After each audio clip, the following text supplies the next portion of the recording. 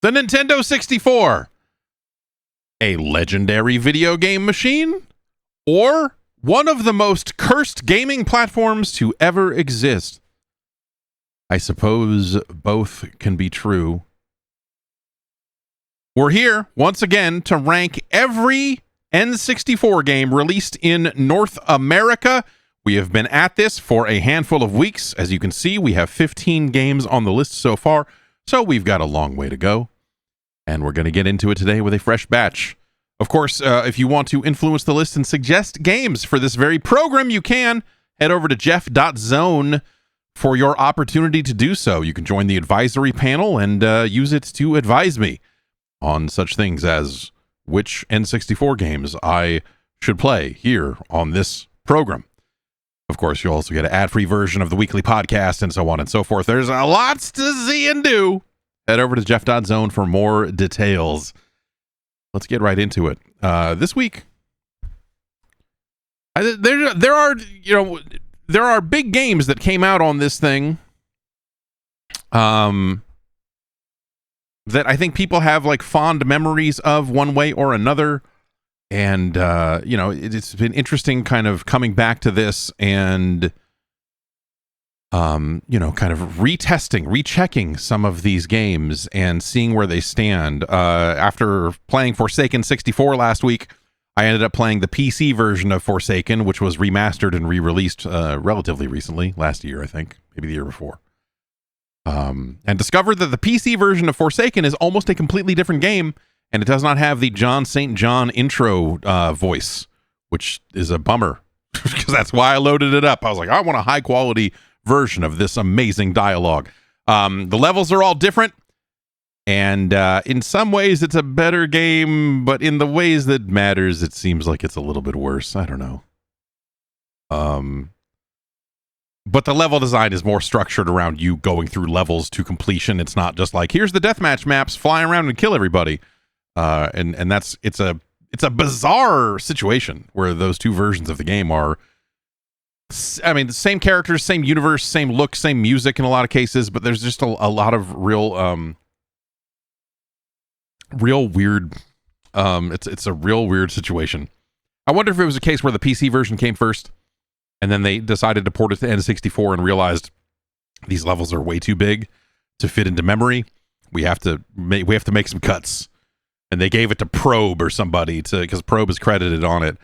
I wonder if they gave it to Probe to do it. Anyway, that's a documentary for another day. The 3-hour-long doc about Forsaken 64. What happened? I don't know.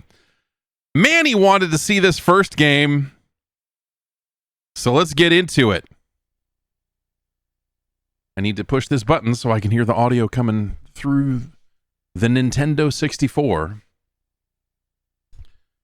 Organize these. Get this microphone where it needs to be. Manny wanted to see a game called WCW versus NWO World Tour, which, like all trashy N64 games, uses the controller pack instead of built-in save.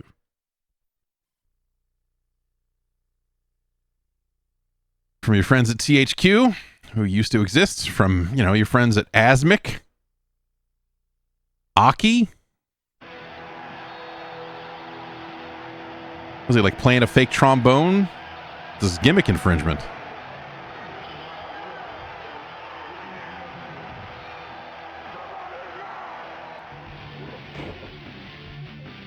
Oh boy.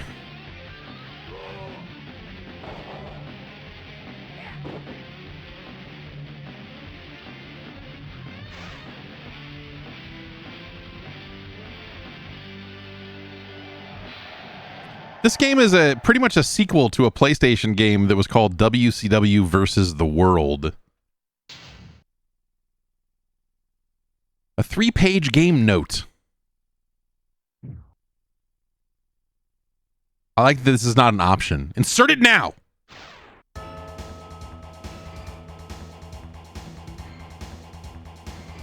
Do I need to turn the volume up a little bit on the game?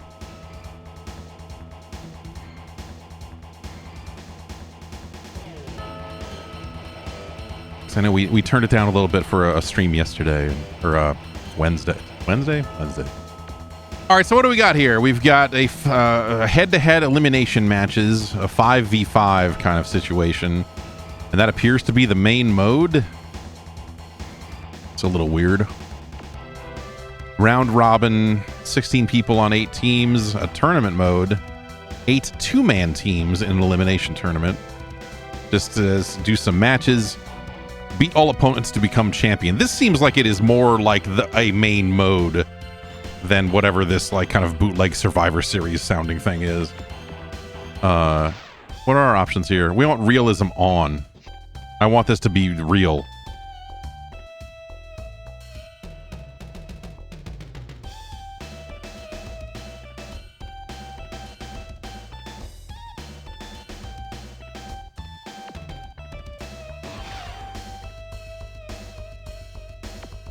I like that so many of these N64 games start with the volume not cranked, because when you do crank it, everything gets distorted. It was like they couldn't...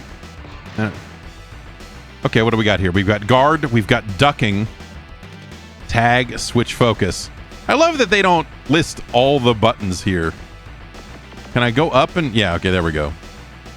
Grapple, striking, run, block, duck, duck.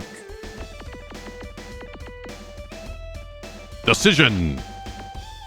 You don't see a lot of screens like this that where the option to like save your progress or save a menu is labeled decision. We localize games too well now, and it's not exciting like it used to be. Well, I guess let's try the I mean, you know, this is what the game was named after, right? WCW versus NWO.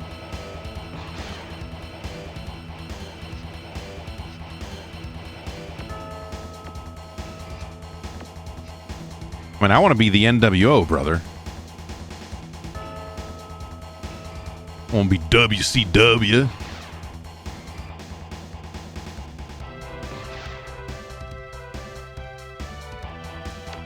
We got some multiple outfits here for Luger. Some American flag type business. The art here, like these drawings, are actually really good. I mean, they're not great, but like this picture of Sting, I really like. These are all perfect. Like if you wanted to start a message board in, let's say, the late 90s or early 2000s, and you needed to have a profile picture, these are all perfect. In fact, I'm going to say these are still perfect today. All right, we've got Scott Steiner in his pre-Big Papa Pump days. The Iceman. Ultimo Dragon. Flair. That picture of Flair is really funny. Ah, yes, the dog-faced gremlin. We got Eddie and Ray. Does he have different masks? Is it? Yeah, okay. This guy, I don't know, whatever happened to him. I feel like this game, like the drawing has a much better mullet than the model does. You say the same thing about the Giant here as well. Like that doesn't, like that looks more like the face looks more like fucking Hercules or something. Like it just doesn't, it doesn't read as a Paul White face on the model there, but whatever. Lord Steven Regal here. Is this it? This is it for this is the whole roster for WC. Okay, all right. Well, let's see. Who should we put on? Let's put Eddie in there and Ray, and you gotta probably put Flair here. Sting. Actually, can we get? Is there a? Yeah. Do we have a? So we do have kind of pre-Crow Sting here, sort of. These are all bad. I don't. It's just. It's yeah. Anyway, Sting and Malenko, and even shorter. I guess you know at the time when they made this game, the NWO didn't have 1,000 people in it. So I like that we have Sting in fucking quotes, in straight up sneer quotes. Oh, we got Sting and we got Sting. Oh, okay, all right. Buff Bagwell, great. You've put okay. So this couldn't have been that early. I mean, if Bischoff is revealed to be a part of this, Jesus Christ. His road wild attire. This man looks ready to ride a motorcycle.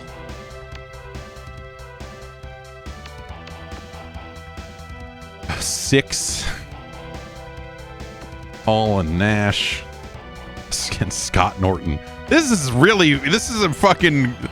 I feel like the roster in this game is grim. I mean, maybe exhibition mode, when we look at the whole... Maybe it's got a whole roster to it. I know it has like kind of renamed Japanese wrestlers in here as well. Gosh, I feel like I don't really have too many choices here. I mean, you know, you want Hall and Nash. I mean, you bring Waltman in there, of course you do. I mean, Buff is this. He's the stuff. I mean, I guess you get Scott Norton as well, right? I mean, decision. Arena random pin. Yeah, 20 count. More realistic, quicker match. I guess let's do that, because it seems like there's a lot of matches here. I don't even know if we'll finish this mode. Okay, so this is not like a 5v5. This is like a fighting game team battle mode. Or not even, I wonder, like, if I win this match, does Nash go into the second match, or does it just do the 5 matches? It had me set order, so I assume it just goes bop, bop, bop, bop, bop in whatever order.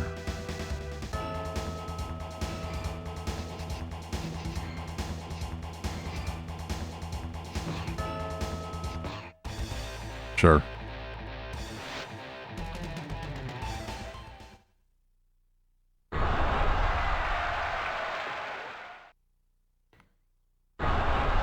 This game feels real, you know, when you consider the later games that they would put out. Okay, right, the analog stick taunts.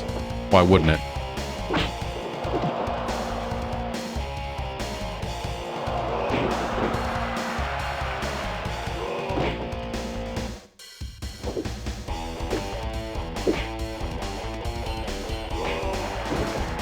Like, this game feels very quickly made. You know? Like, hey, WCW all of a sudden got really hot. This NWO thing is huge. We need you to make this game... You know, they had already had... THQ already had the license. Like I said, they did WCW versus the World before this. So, you know, they had been doing this for a little bit.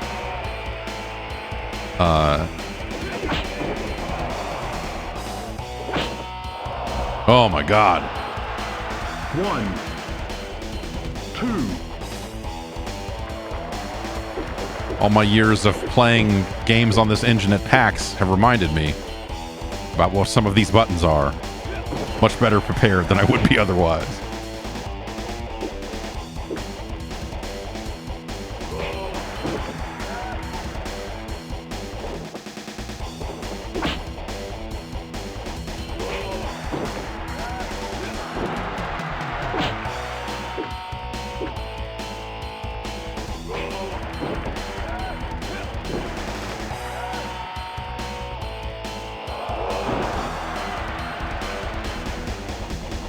Though I should figure out how to pin.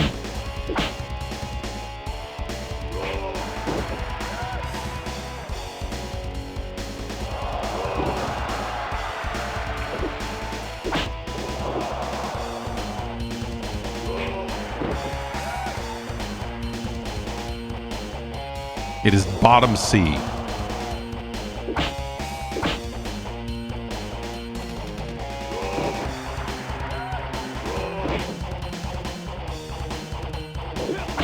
You know, when we think about licensed games, especially licensed wrestling games, like, they would come a long way in a very short time through this era because wrestling had gotten so hot.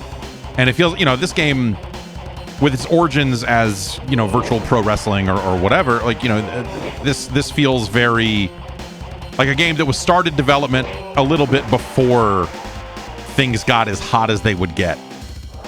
You know, the roster and the lack of music, like, just from a branding perspective, you would not put out an NWO game that did not have the music in it if you could help it, right?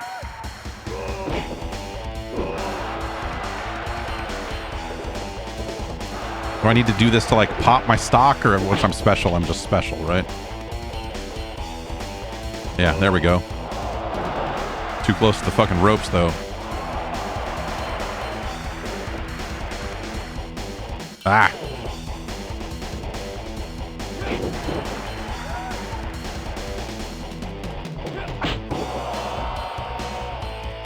It's Big Daddy Cool you're doing that to. What do we... Come on.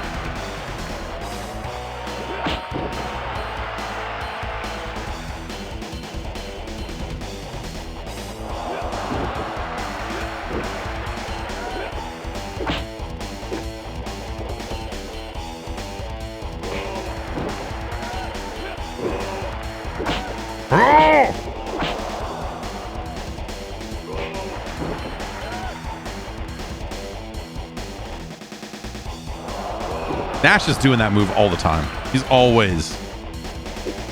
It's his signature.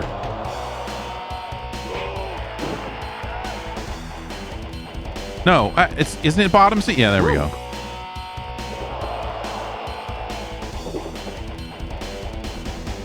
He is always elbowing dudes in the back of the head. Rope! Rope!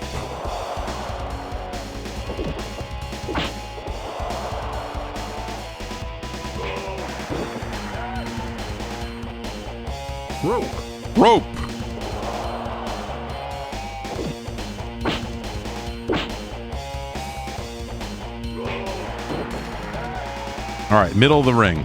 No, what? Ah, I hit the wrong button. Good God.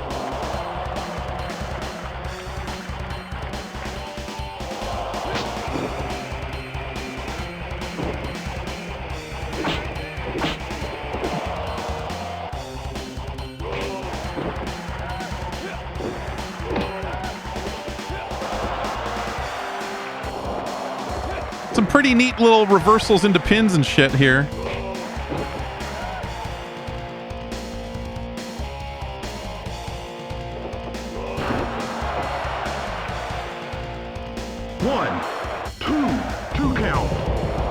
One, two count. Yeah, there's a lack of, WCW in this game. I think it's probably, I think that, not to get ahead of ourselves here, but when we talk about these Aki games on N64, I think that is one of their biggest problems. Is in a lot of ways they're just not identifiable as the real thing. Whether that's, in some cases that's because of cartridge space limitations, like whatever, but these games just did not value the presentation aspect of this. 1, 2, the same way. 3 count fall.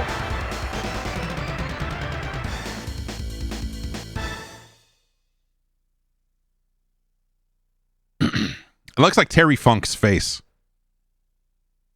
on a giant man.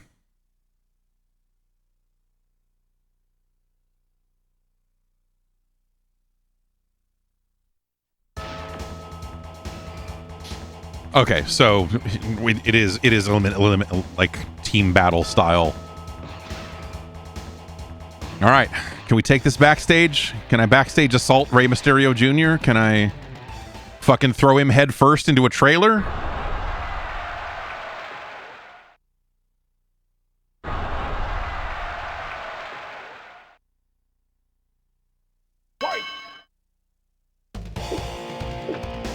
Ray looking a little large here by comparison. Oh, and Nash has already heard it. Okay, so he's still like they are, they are presenting this as if this match happened right after the other one, because Nash still looks like he's hurt from the last match.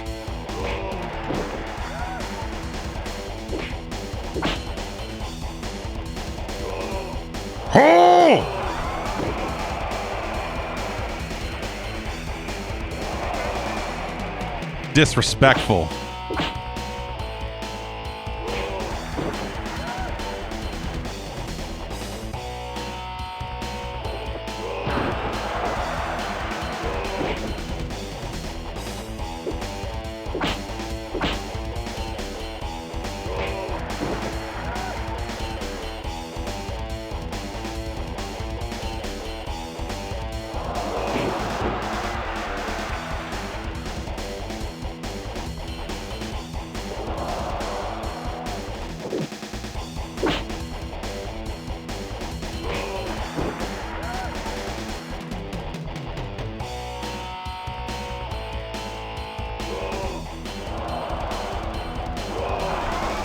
He'll walk you all the way over there, man.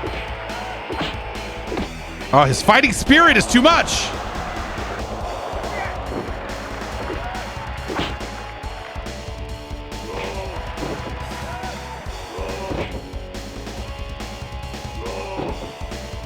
Big Sexy dropping that big elbow. You love to see it.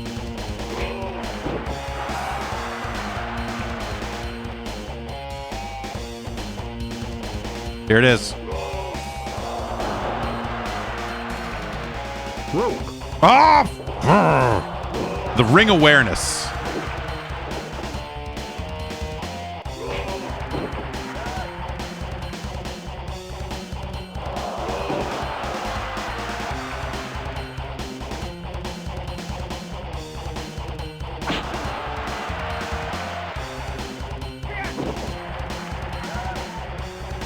Oh!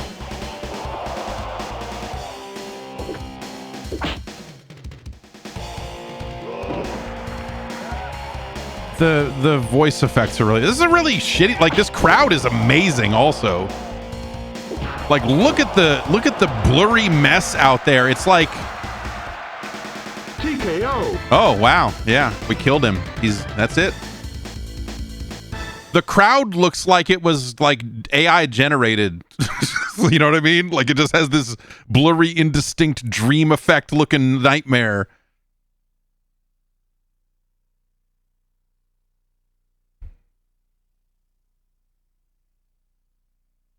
Look at it. Look at the crowd, especially now that we have this other weird angle on the way that the front row is these pop-up standing, and then the road back is like this even like more fucked up looking thing. Nash versus Flair.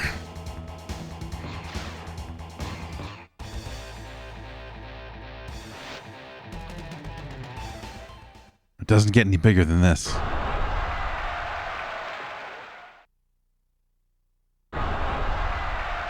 That's a bad looking Flair face.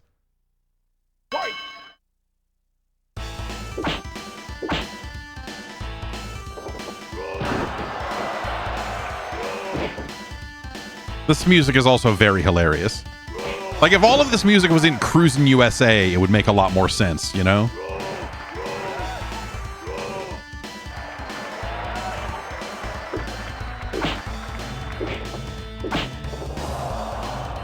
Also, just like body shape wise, that's a weird looking Flair. Like he looks big. Oh God, busted him right wide open, man. Hard way, you know what I mean?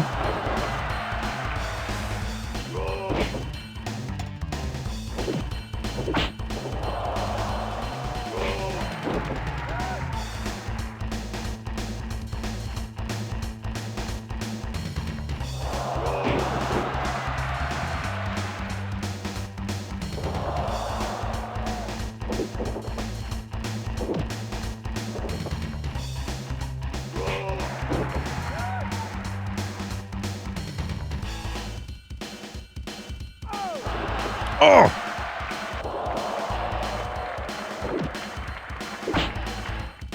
The wily veteran.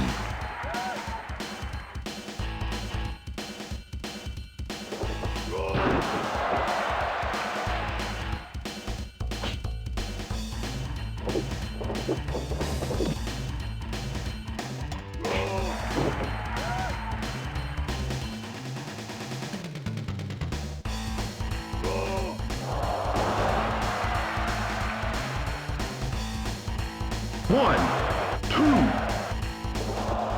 2. Slow count. Slow count right there.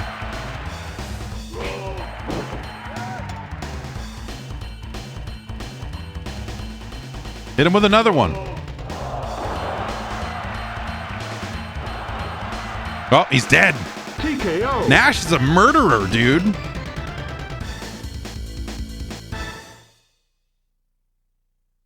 That doesn't look like him. That's what I get for turning on realism. Because that's what would really happen.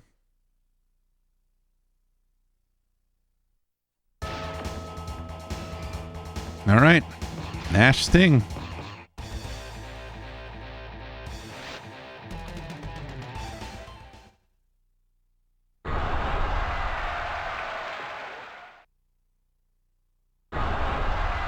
Just one sound sample for...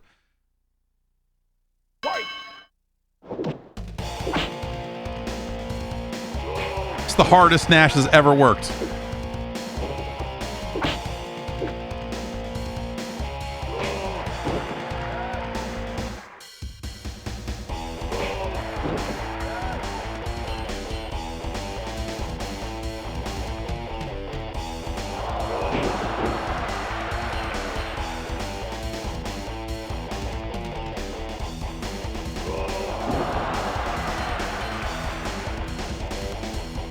No one pins anyone like that anymore. It feels like a real rarity. It's also very funny to see Kevin Nash and Sting doing these north-south looking pins.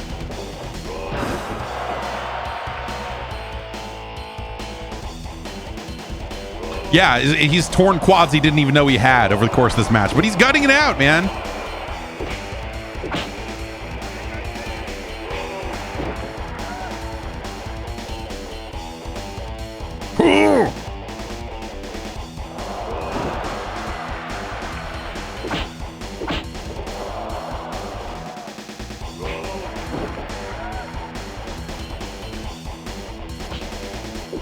Oh, Sting has had enough.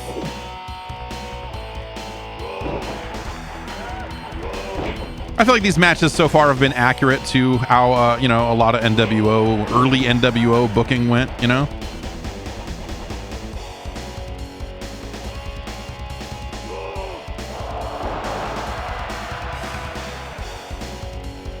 One, two. I mean, you got to hook the leg, man. Come on.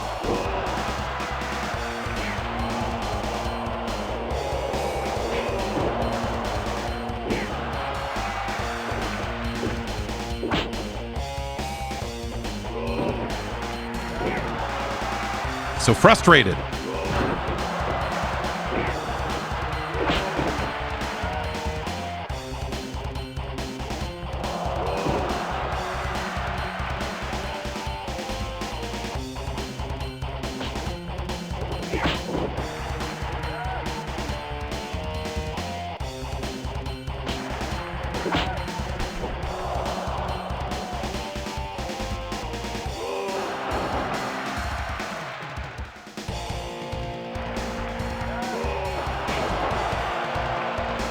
Sure.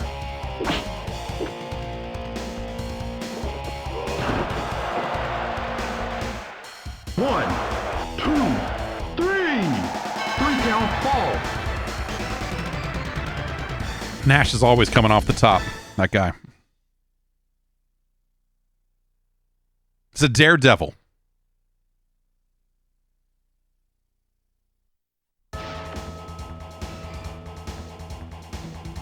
And now his greatest match. The man of 1,000 holds.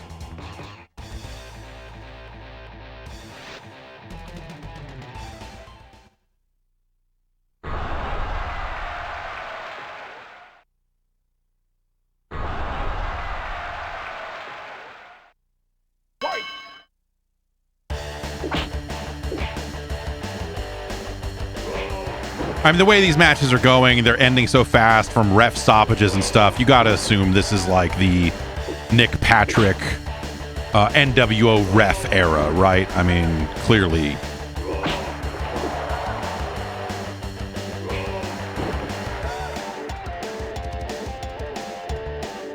little cowbell. But yeah, I maintain that every song I've heard so far would be a better fit in Cruisin' USA.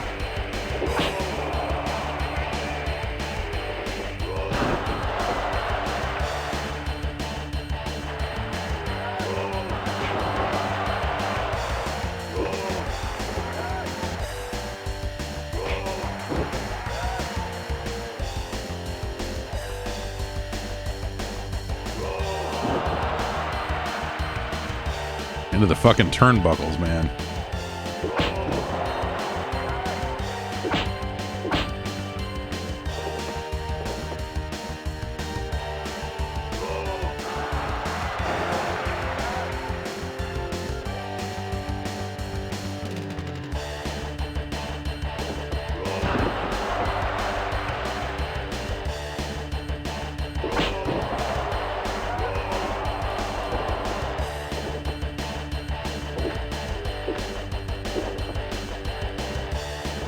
Trying to get away.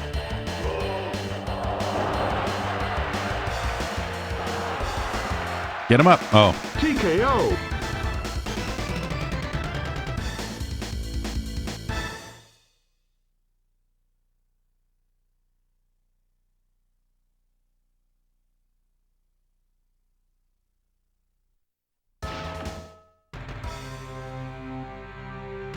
NWO wins.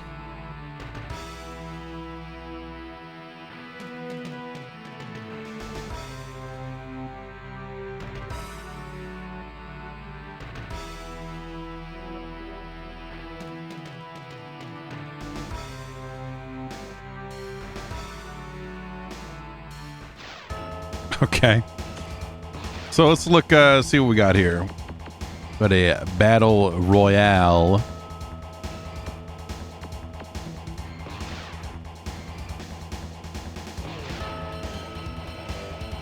So is this the, what else do we have here? We've got wrestlers from DOA, from Dead or Alive Wrestling, the very real organization. We've got Sumo Joe. We got Kimchi. Here's Blackheart. Yeah, all right. Dim Sum. Very respectful names. Powder Keg. There's Hannibal. Yeah, I guess. All right, sure. Independent Union. We've got Black Ninja, Shaolin, The Claw, Paco Loco, The Shaman, and Master Fuji. On Mr. Fuji.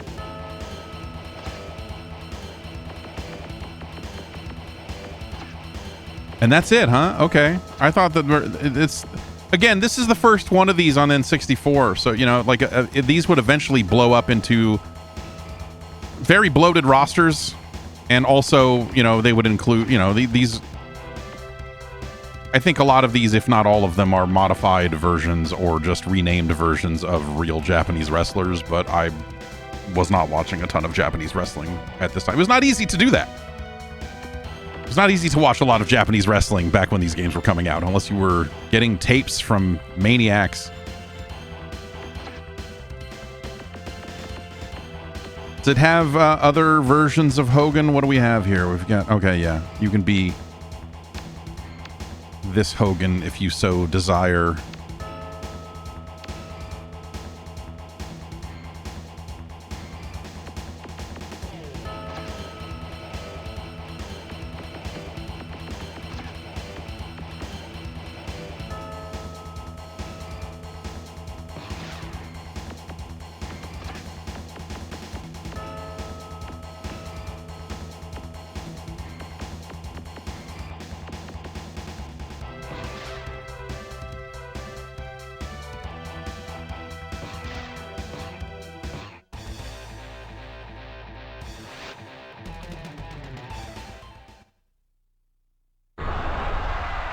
Giant. I think that they didn't write the Giant at any point. I also love that the guy named the Giant appears to be about an inch and a half taller than Bischoff.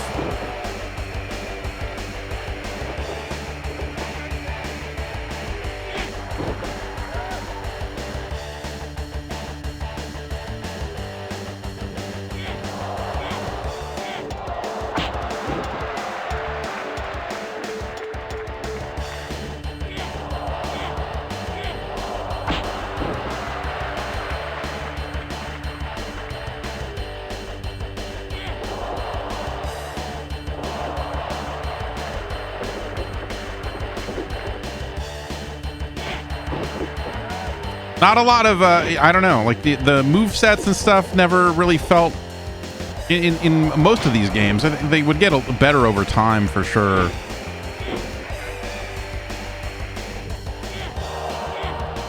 But, you know, whenever Bischoff was forced into a match, he always did the fucking dumb, like, karate gimmick, right? I mean, he would come out in his gi and... Yeah, that fucking back kick. And the Giant was known for...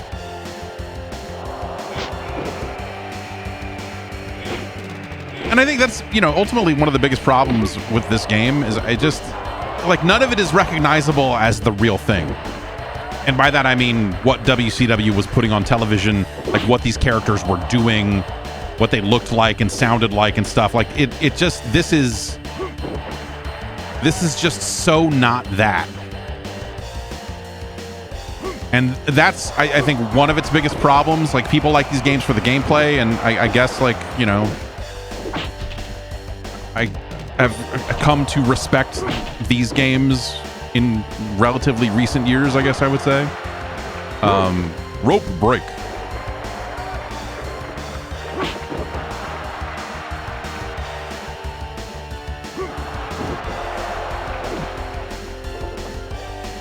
But like none of this ever felt like accurate to the television show. Which I think matters.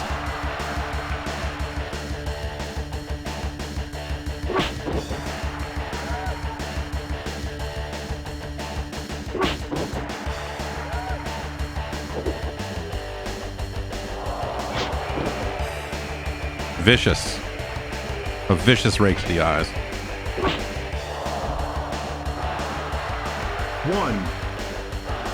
Oh, get up, Easy E. 3, 4, 5, 6. It's a very long taunt. It's very nice of him to help me back in the ring.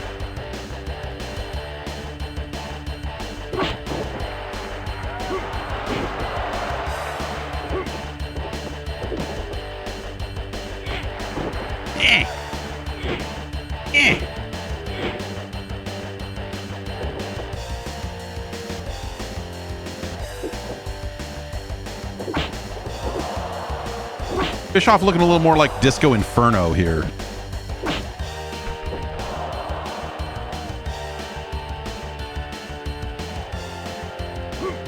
Where's Disco? Where?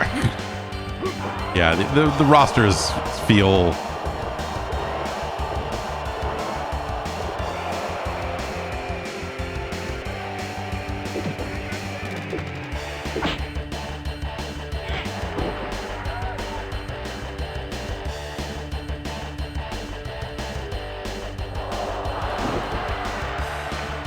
Man.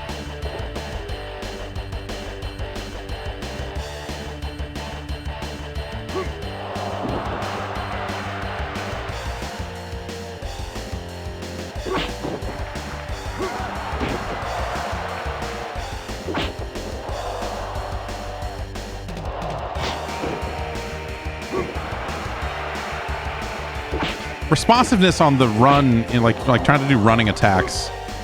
You need a little more wind up. Oh yeah, mistimed it there too. But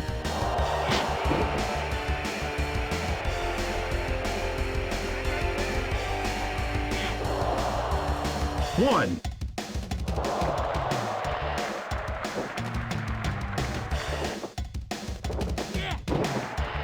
That's right.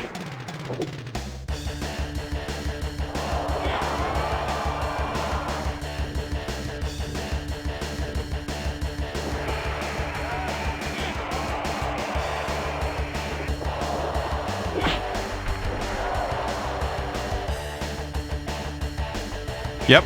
Yeah, that's, yep. Exactly. Pick that fucking big motherfucker up.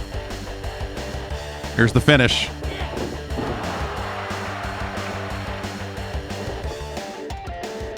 One, two, three.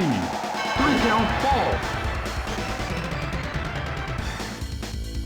It becomes a game about just, you know, timing and guessing games and you know, hey, are they going to do this? Are they going to do this? And okay, there's a code to unlock some more guys. We go to the options screen. Press RLAABBBRZ. Nope. Are you sure that's for this game and not one of the other ones? Because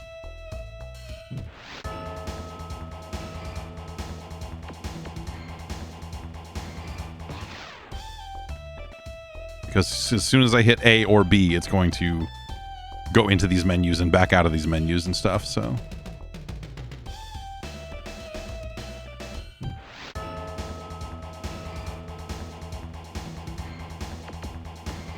But, you know, you have some accurate finishing moves and stuff in here, but it's...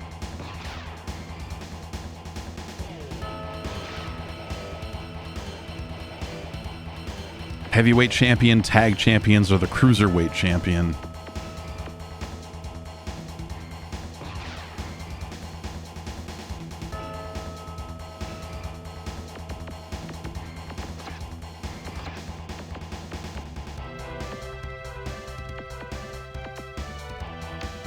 Let's be Luger. Oh, cannot set the options here.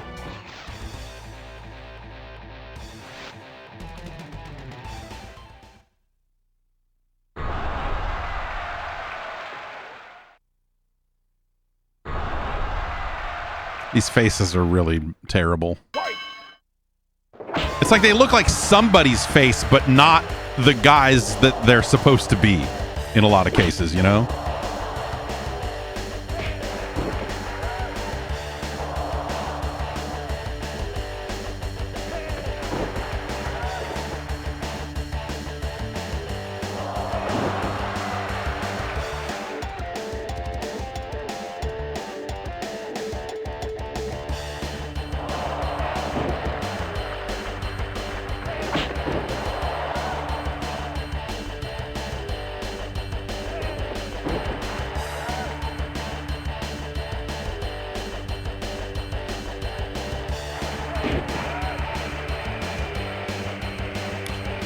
It's just, yeah, I don't know. Like, also, a lot of these single-player options feel very bare bones.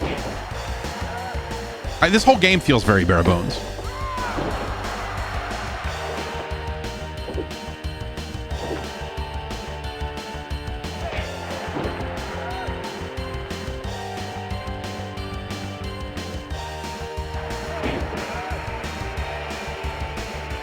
When people are talking about the games that Aki made, this is not the one they're usually talking about, you know. But this game, you know, and WCW versus the World before it, which, you know, that was on PlayStation, but it's, you know, same basic concept. Like, you know, it does sort of lay a foundation for what is to follow.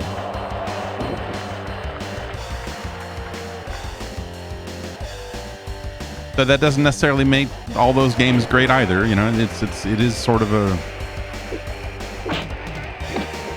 trade-offs they made. But I think, you know, when we view this through the lens of this is a game that came out on cartridge, and a lot of the stuff I'm talking about as far as like the presentation and the television aspect of wrestling is stuff that becomes very expensive from a cartridge storage standpoint, right? Because I'm talking about you know, real music, which even when they would get into using more of the licensed music, they were not, you know, it does kind of have that don't forget the Joker problem with some of these songs, and the fidelity is what it is, you know, and so you do still have these limitations. Can I put him in a torture rack? Is that, can we do that? No? It's just a fucking, like, power bomb into a pin?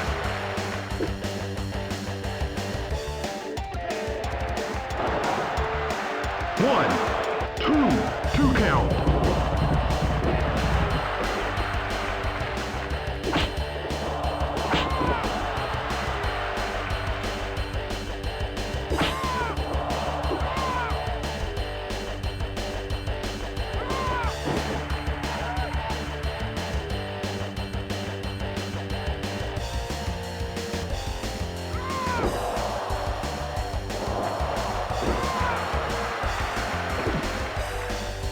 It's funny how, you know, through these games and a lot of the wrestling games that kind of came before it, with, I guess, the exception of the stuff that Acclaim was doing themselves, American players got like a shady crash course in Japanese wrestling, you know?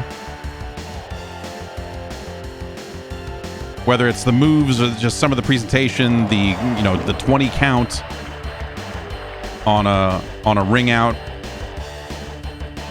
There's little bits and pieces. But knowing now what we did not know then is, it's interesting.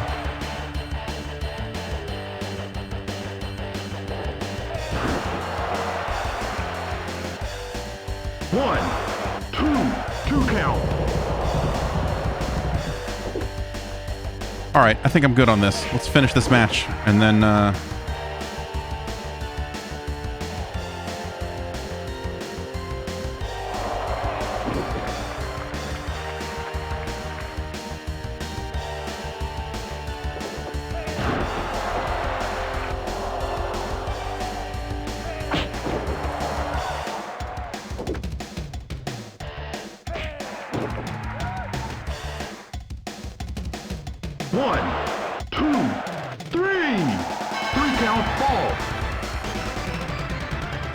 look at that face. It doesn't, like, that's not.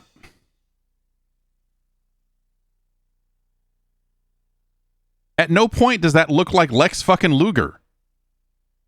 You know?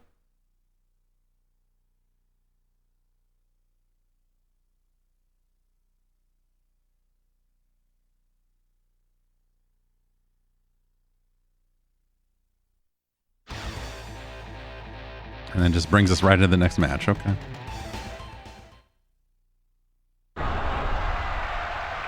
It looks like Dino Bravo. Looks like someone sat down and said, let's put Dino Bravo in a video game. And then someone said, no, it's a WCW thing. And they're like, all right, that's Flair, I guess. Because everyone was always saying back then, can we get Dino Bravo into this video game? Like, even games that weren't wrestling games. It's Canada's strongest man.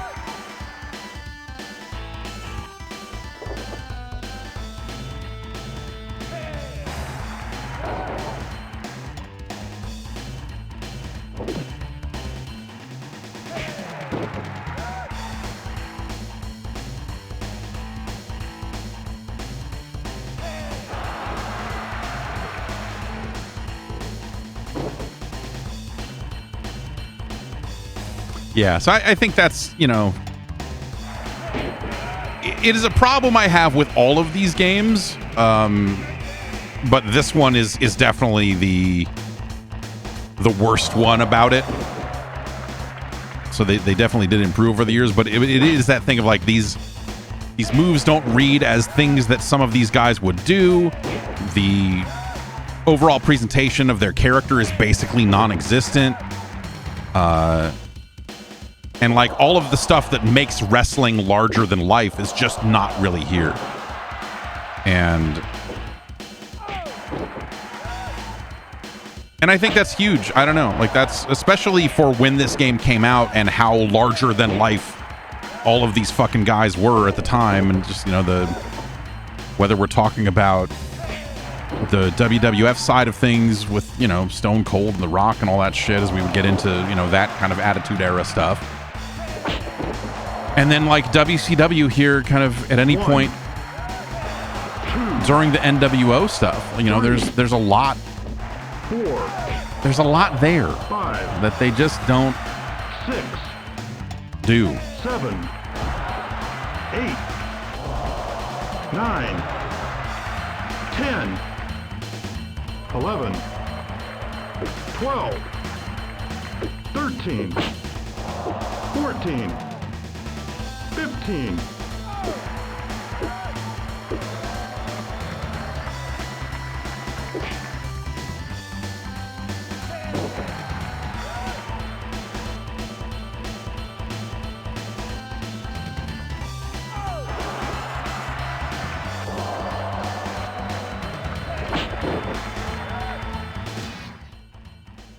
All right.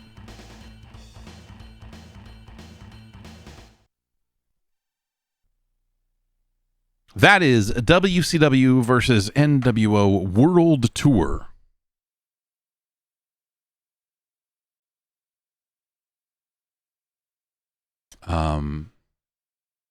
GameSpot.com would give that game a 5.7. One Josh Smith was the reviewer. And he said, you may want to rent this game before purchasing it. Which, yeah. Josh played at this time, and for some years after, I don't think he's doing it anymore, but he was the guitar player for The Fucking Champs, which is a hell of a band. And he was doing some data entry stuff, mostly, and then we had him start doing some reviews. We had data entry people back then because our CMS was so terrible that we had to have separate people do enter the reviews into the system. We didn't do it ourselves, which was terrible. I mean, it was how it was at the time. We could not post. We were using like Lotus Notes back then. Lotus Notes was our back end system for entering things into the site, and it was such an ordeal that we could not. We only published reviews a couple days a week. Like Tuesdays and Thursdays were days for reviews, and news could go up any day, but it was an ordeal. We had to manually rsync a lot of images, and yeah, it was a mess. It was a mess, but yes, Josh came to us through Tim Sodi, who was he's still in The Fucking Champs, and Tim was reviewing. He was doing stuff on the PC side of GameSpot, and then Josh came in. Yeah, good guys. WCW versus NWO World Tour is better than Asteroids Hyper 64.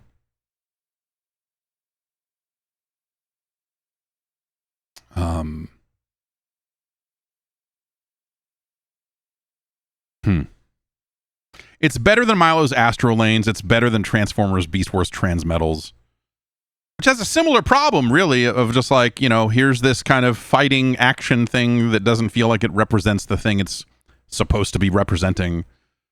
But WCW versus NWO World Tour is more effective. It's a better game than Rat Attack. It's a better game than Power Rangers Lightspeed Rescue. World Tour is better than Tonic Trouble. It's better than Namco Museum 64, which has all those garbage sound effect issues and just not a great way to play that game. It's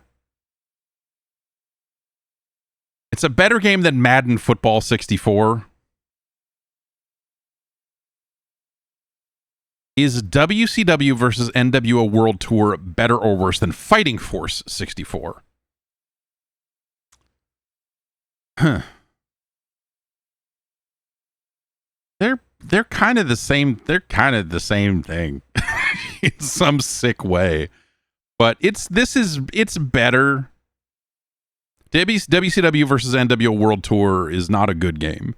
It is better than Fighting Force 64. It is no Cruisin' USA. Is it better or worse than Toy Story 2 Buzz Lightyear to the Rescue? It's worse. It's worse. This is our new number 7.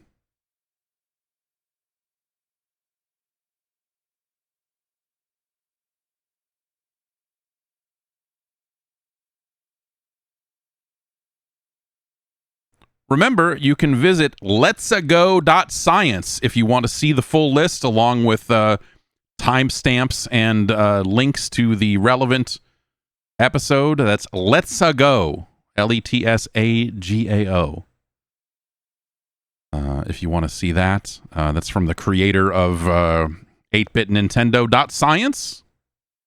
Another wonderful website for scientific ranking.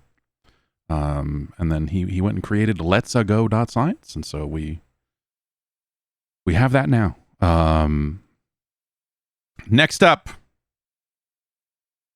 Bricktle wanted to see this one. Or is that an N? No, that's an RI. Okay. There are a wide variety of video games available for your Nintendo 64. One of the things that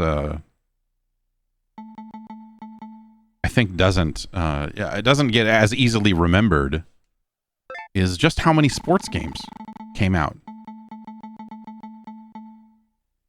Such as NHL Breakaway 98. Hockey. Yes. Y'all ready for... Oh.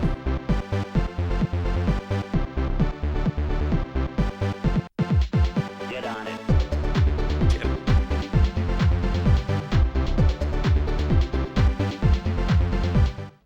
Get on it. It's your turn. It's the visiting New Jersey Devils against our hometown Buffalo Sabres. This is demo mode, in case you didn't know. Your friends at Acclaim and Iguana Entertainment made this joint. I hope this is the camera it uses in the real game, because holy shit. So far, I mean, you know...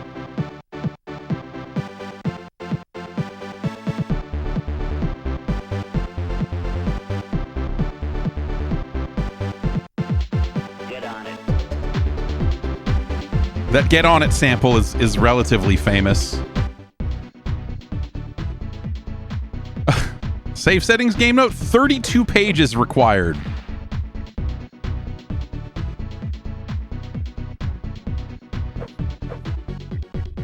We get exhibition, season, playoffs, international playoffs, and shootout and practice and credits.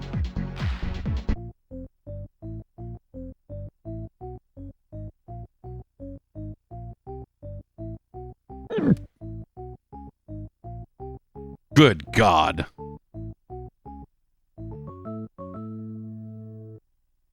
Who let Tom Carbone make a hockey game?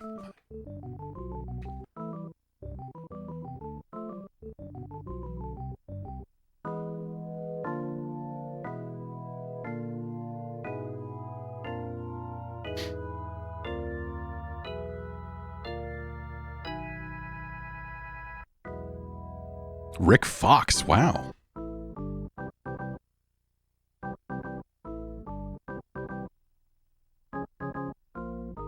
Mr. Pac-Man worked on this? The?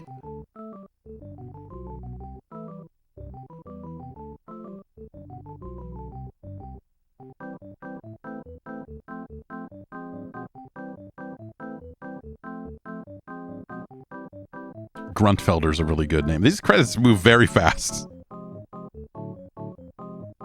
Also, I feel like you could fit more than one name on some of these. I don't know. Whoever programmed these credits, go back to whoever programmed this game, because when they did the credits, they I feel like they could have done a better job.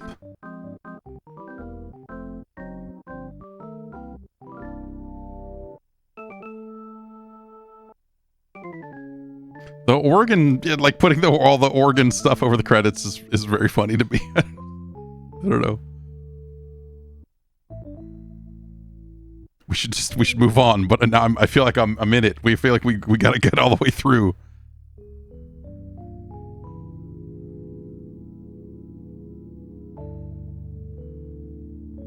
It just loops.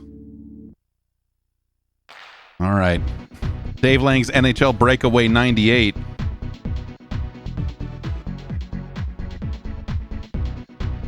From the makers of Racketeer. No? What kind of controller configuration do we have here?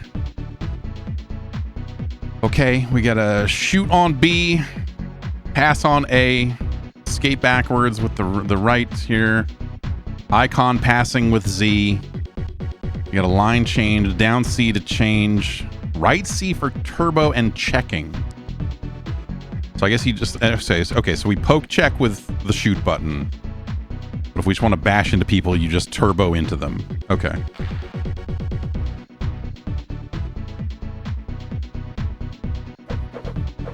It had to think about it there for a minute before it would let me do anything. All right.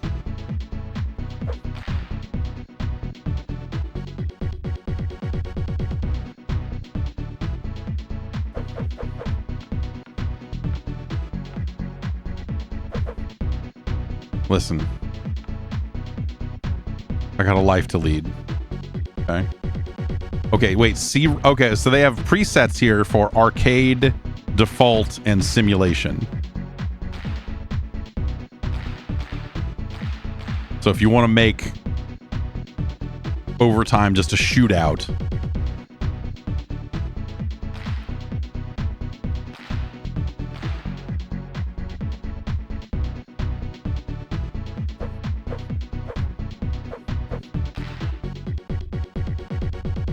who was good at hockey in the late 90s? I guess probably the Flyers and the Red Wings, huh? Is that why they're... Like a lot of games start with whoever the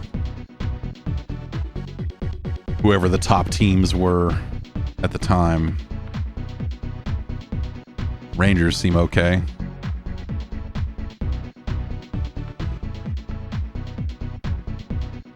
I was always a Kings guy, but that's because they were very good earlier in the 90s, and it looks like by this point, perhaps they were not there.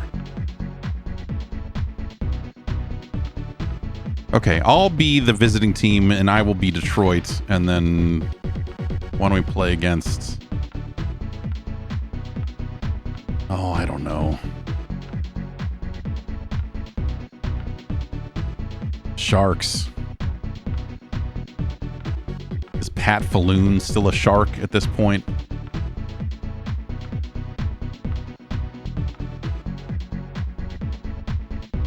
Washington, is that a real team?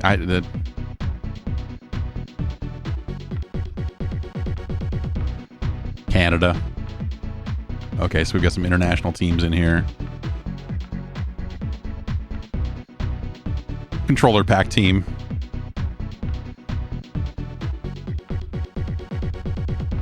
Let's play the Bruins.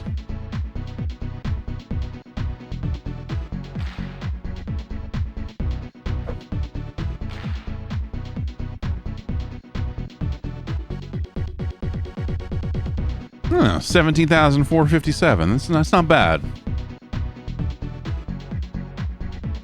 That's a fun little thing to throw in. Tonight's matchup pits the I will not. Detroit Red Wings against our hometown Boston Bruins.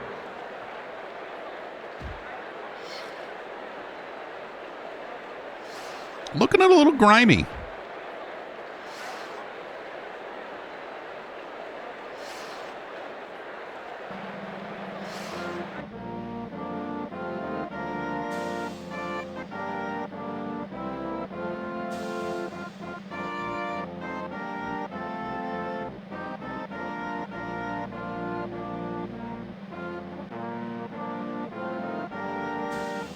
If I had known we were going to play anthems, I would have chosen a Canadian team as well to see if they play both.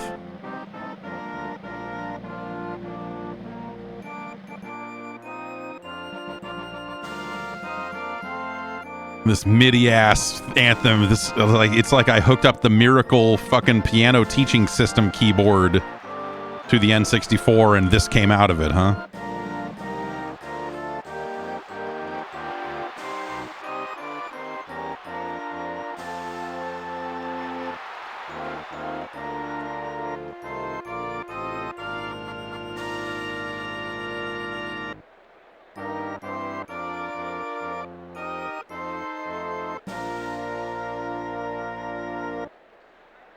Played the whole thing.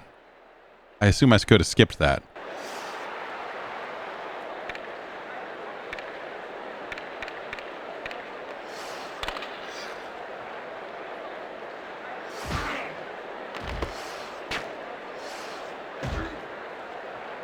Okay, let's see.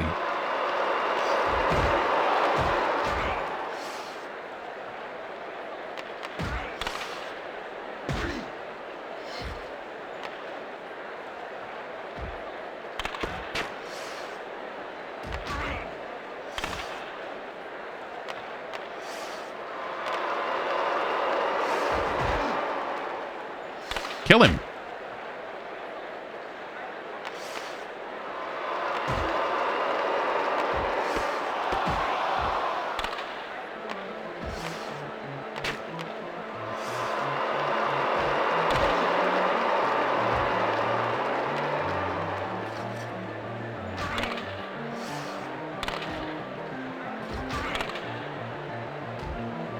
I'm trying to get him to shoot, and it looks like he's swinging on it, and then the puck isn't actually leaving.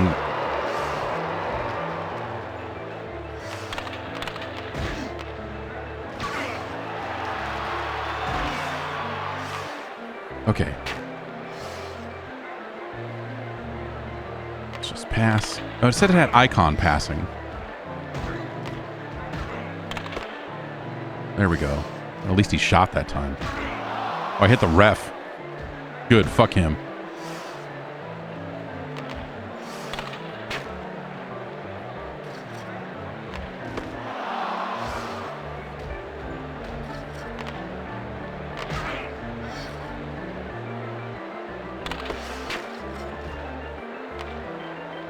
The frame rate and stuff makes it really hard to follow. Like, the game moves quickly, you know? Like, it's like that aspect of it is pretty decent. Like the overall kind of movement speed is fine, but the frame rate doesn't keep up, and it kind of makes it hard to follow the action. There is 1 minute remaining in the first period. Also, hey, no commentary.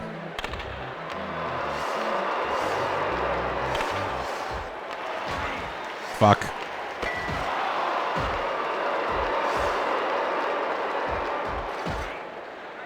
It's kind of cool that they seem to have rendered the notion of the puck leaving the ice.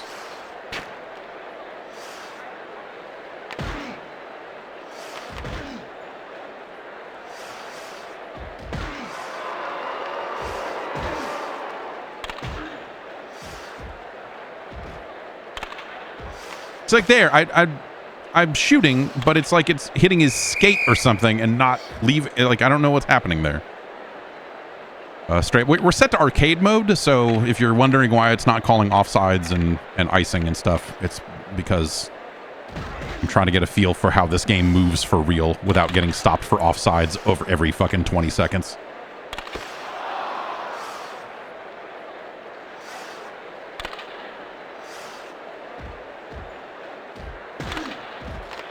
See there, like I feel like I would have gotten a shot off there. The number of times I'm hitting I'm hitting shoot. Wait, what happened? Oh, there's the end of the period. That's a very, not a lot of fanfare. Not a lot of fanfare on the between period. It's just like the game accidentally, it almost looks like I accidentally hit pause.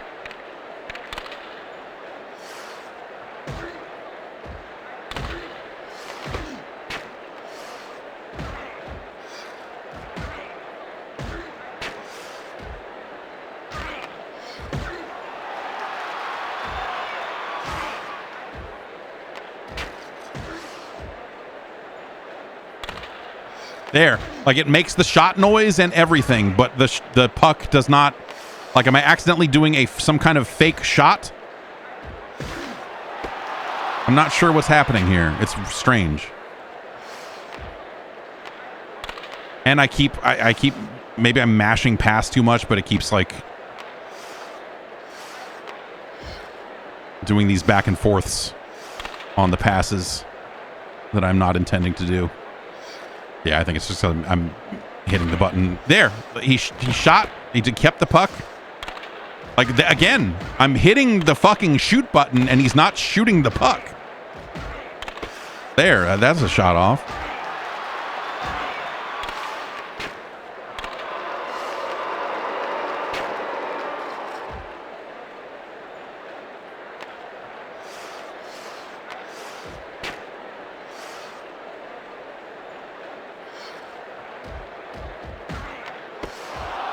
The squirrely, I mean, the analog controls are decent, but they do make it the action a little squirrely when you're trying to, like, if you're trying to line up, if you want to murder a guy and you're trying to line that up off screen because your guy's not on the screen yet, sometimes it's hard to line that stuff up. Some of that's the frame rate, and there's just it's funky.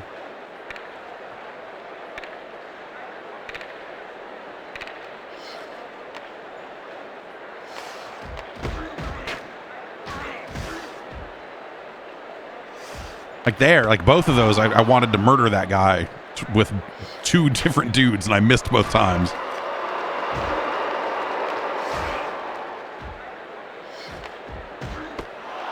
And there's something nice about, like, it. Again, it moves really quickly. It's a shame the frame rate can't keep up with that, because like this, it's a fast-moving game. And if this like ran fluidly, it would probably be like kind of fucking awesome. But alas, the Nintendo 64 is not, or anything. I mean, you know, it's not like the PlayStation was doing that much better with stuff like this at that point. It's not. If anything, the PlayStation version would probably run slightly worse. Fedorov, you've got to get those. You've got to hit those pucks into the net. You got to put the biscuit in the basket.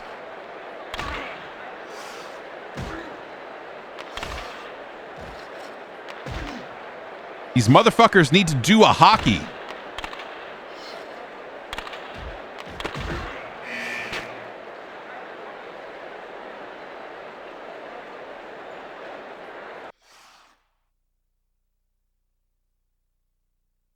Okay.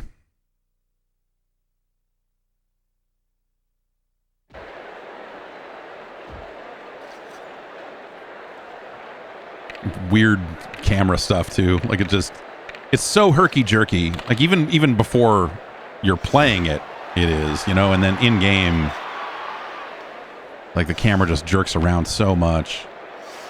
Oh, look at how fast that is though. And the analog control is really nice. Like it's once you dialed that in and got used to it, like it feels good at times. Like in fits and starts, this is really good. And then you're like, this.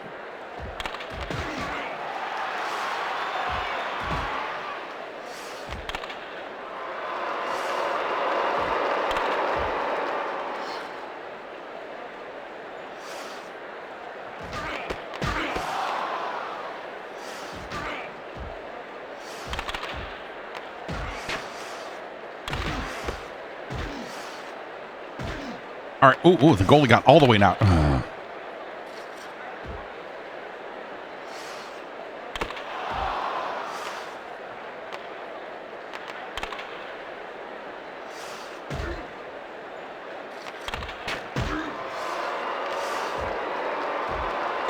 And I'm just not murdering these guys the way I want to.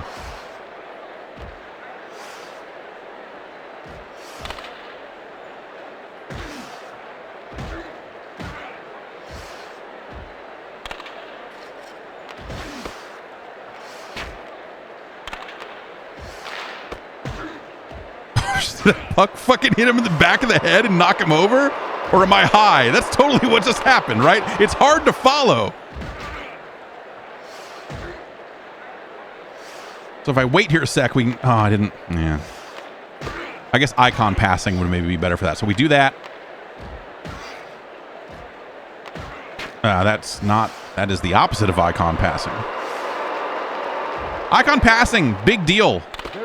I feel like in a number of games that had any kind of passing at this stage in sports games development. So we A to pass, B to shoot. There we go. Number Little one-timer, little action there. Little boom boom.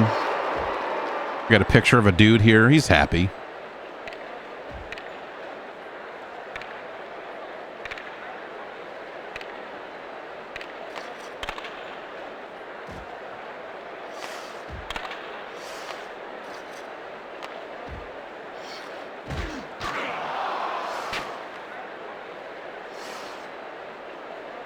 And I'm not even hitting turbo most of the time, because here I am hitting turbo. Look at how fucking fast that is. Like, that's stupid. This is too much, man. It's kind of fucking awesome.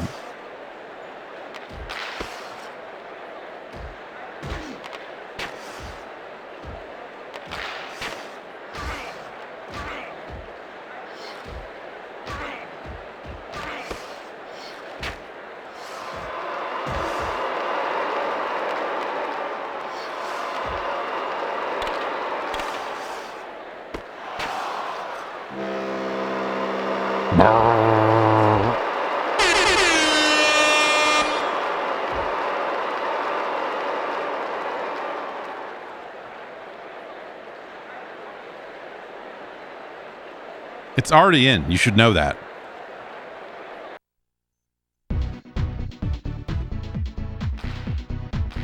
It's like someone who was programming this forgot to program it to know if the controller pack was still in there.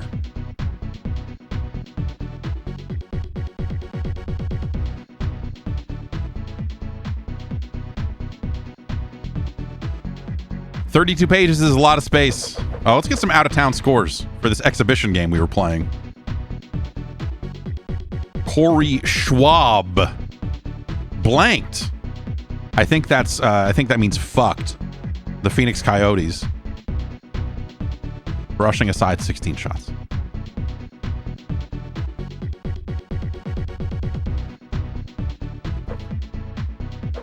Oh, and if we move to each game, it'll give us some little fact.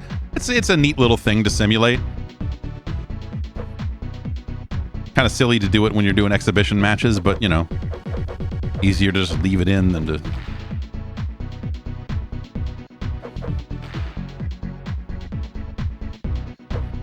This is why the game takes up 32 pages, is because you can go in and edit all the rosters for all of the teams and move players around and create players and shit. It's why all these sports games are, like, seem incredibly inefficient with their controller usage, or their controller pack usage. Okay, now let's set it back to default and just play a little bit of it here to get a sense for what that might feel like.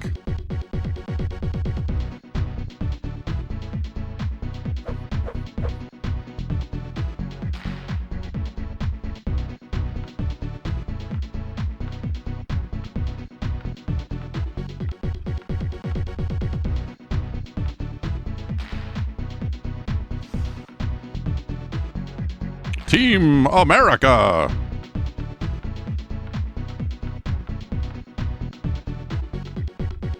Does it have... I wonder if it has anthems for...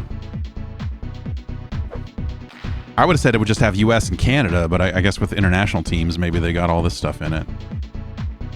Joe Cedars. 20,000 here tonight.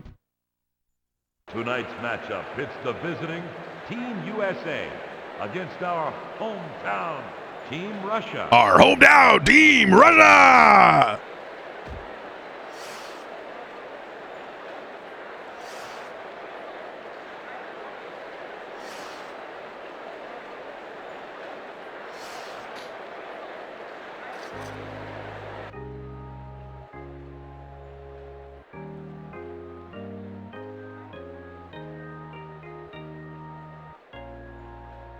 Sing if you know the words.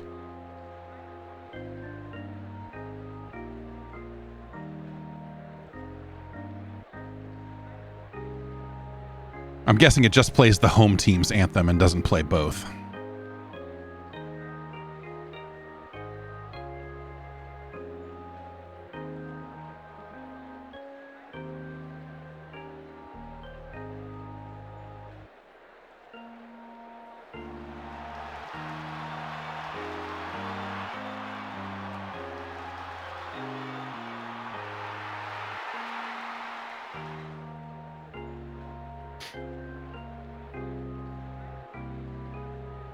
I just want to know if they're going to play. I would skip it, but I want to know if they're gonna back to back both the anthems or if they're gonna just play the home teams.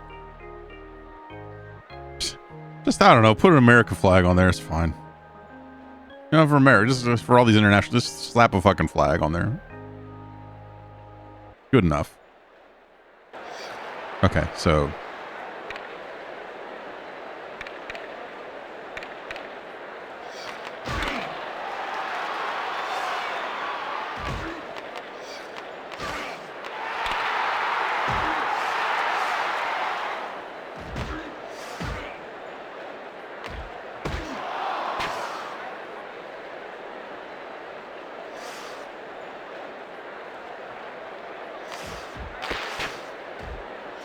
What the fuck? That was crazy. That's actually kind of cool. A little organ down during the downtime, get some line changes during the stoppage.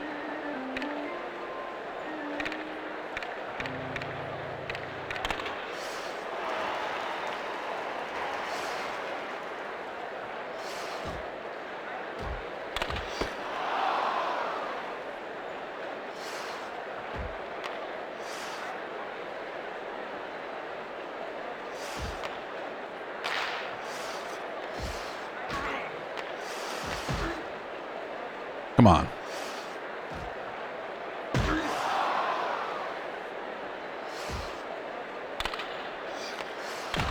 Still a lot with some weird instances of that where I feel like I am hitting the shoot button and it is winding up and it is playing the shot noise, but the puck is going nowhere.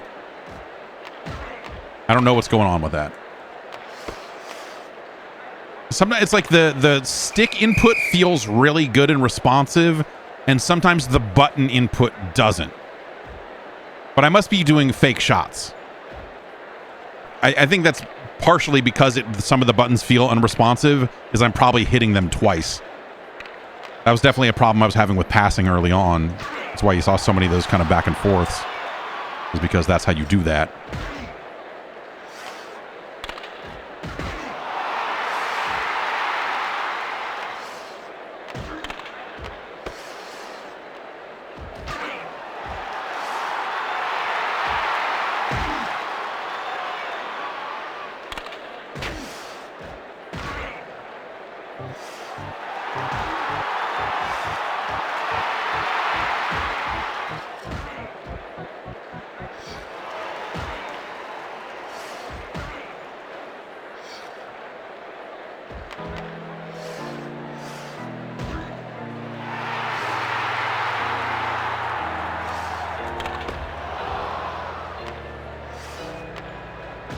See, I'm impatiently mashing A to get these passes off, and then it's passing it right back because that's how it works.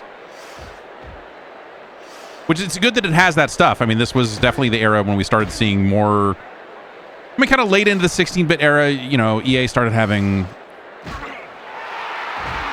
one-timers and you know, you could do some wraparounds and some other stuff like that, but like, you know, here we have a dedicated button for skating backwards. Like if you hold down R, your dude will just skate backwards, which feels extravagant to me, personally.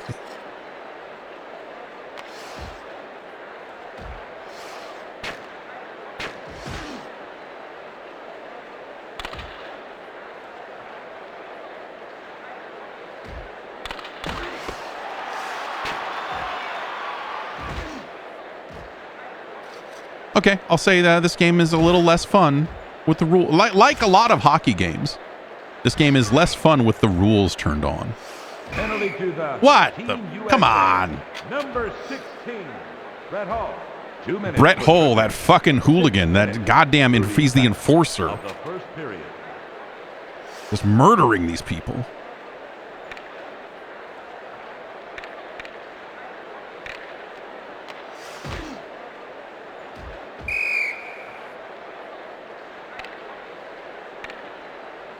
I like the power play is glowing like that. It's Okay, at least it doesn't do that during. I mean, yeah, we could be clearing the pucks, but like we're here to win. We're not here to.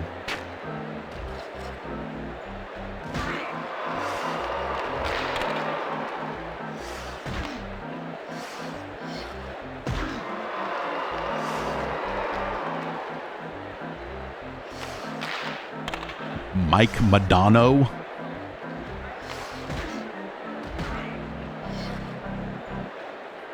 Sure.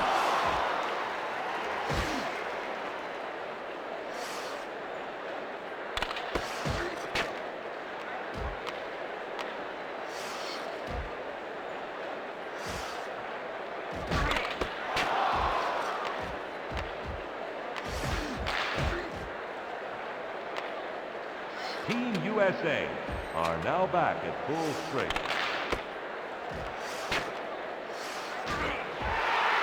Brett Hull back out there already just fucking laying people out. It's like, man, I had my own game. There is 1 minute remaining. I didn't need to be in this shit. I used to have my own video game. Once. One time.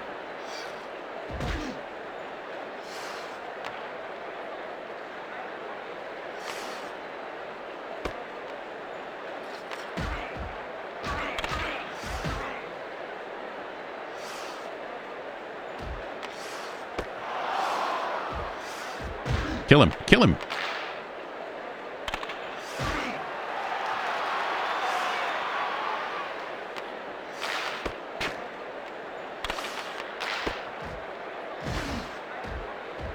All right, hockey. Oh, how close can we get in on these models here? Not at all, turns out.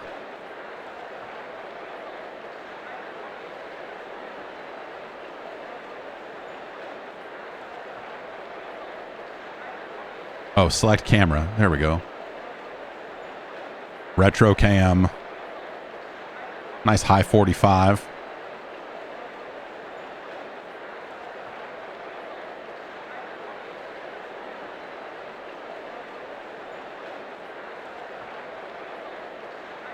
You can jog and shuttle like the analog stick controls the speed too. It's you know, hey. I was never the audience for any kind of instant replay sort of thing in just about anything, but kind of cool that it has it. Oh yeah, there's a hidden developer slideshow. I think we did. Yeah. Should we look at this real quick while we're here?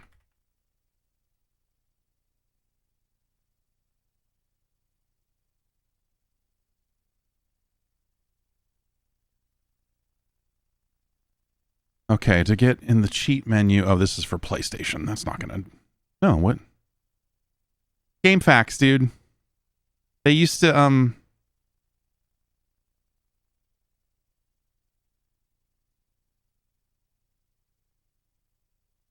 when GameFAQs combined a lot of pages together for different platforms, their cheat pages went to absolute shit. This page is covered in, like, here's how to access the cheat menu. Hit R1, R2, and, you know, like all this other stuff. That and play as Olivia Carbone in this game.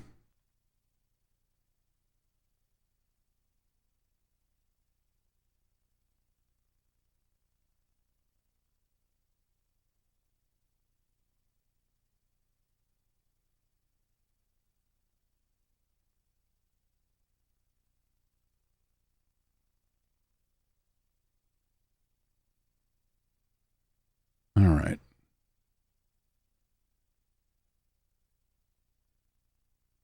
While in the cheat menu, hold left on the analog stick. Well, okay, how do I get to the cheat menu? Okay, here we go.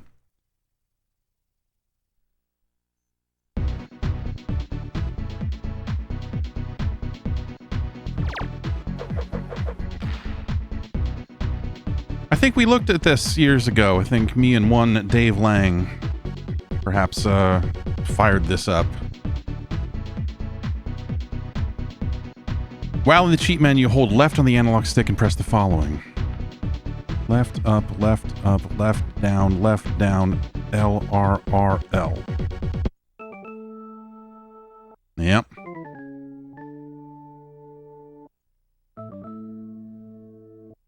She looks like she'd be good on the ice.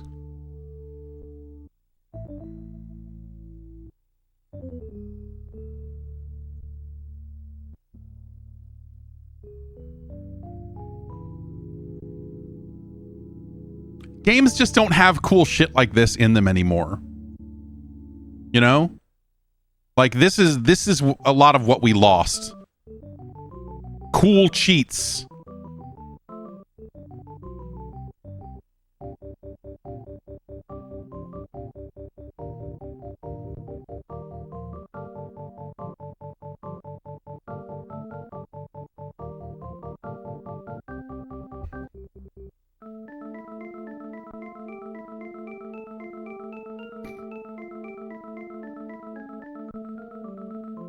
Okay, that looped around.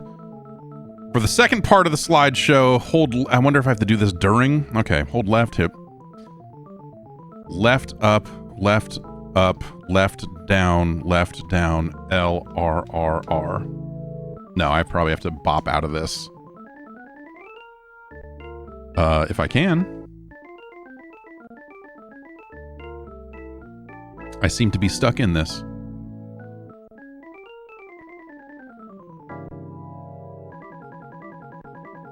Okay, if I hold right, it goes through them faster. But it does just loop, so I can't actually get out of it. Well, okay, left on the analog stick. It just says for the second part, hold this again, but it doesn't say to do that from the cheat menu or if I do it from this slideshow. Left, down, L, R, R, R. Yeah. I probably have to do it from the cheat menu, so. I mean, we're here. Let's.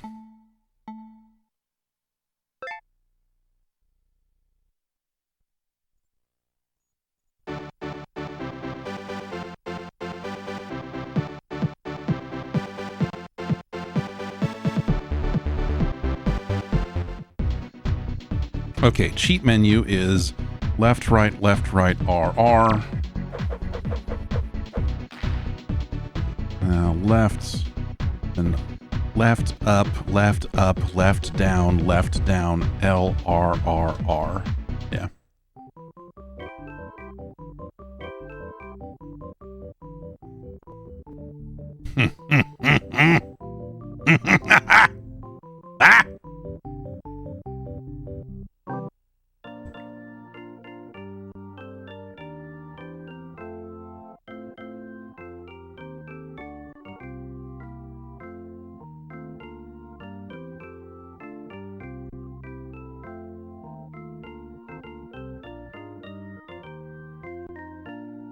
There you go. There you go. That's the picture you're looking for. That is what they call the money shot in the biz. Okay. Okay.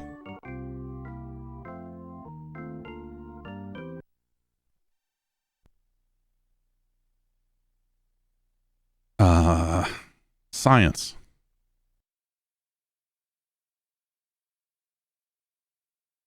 NHL Breakaway 98 is better than I thought it would be. You know, like I feel like a lot of sports games of this era have not necessarily aged well.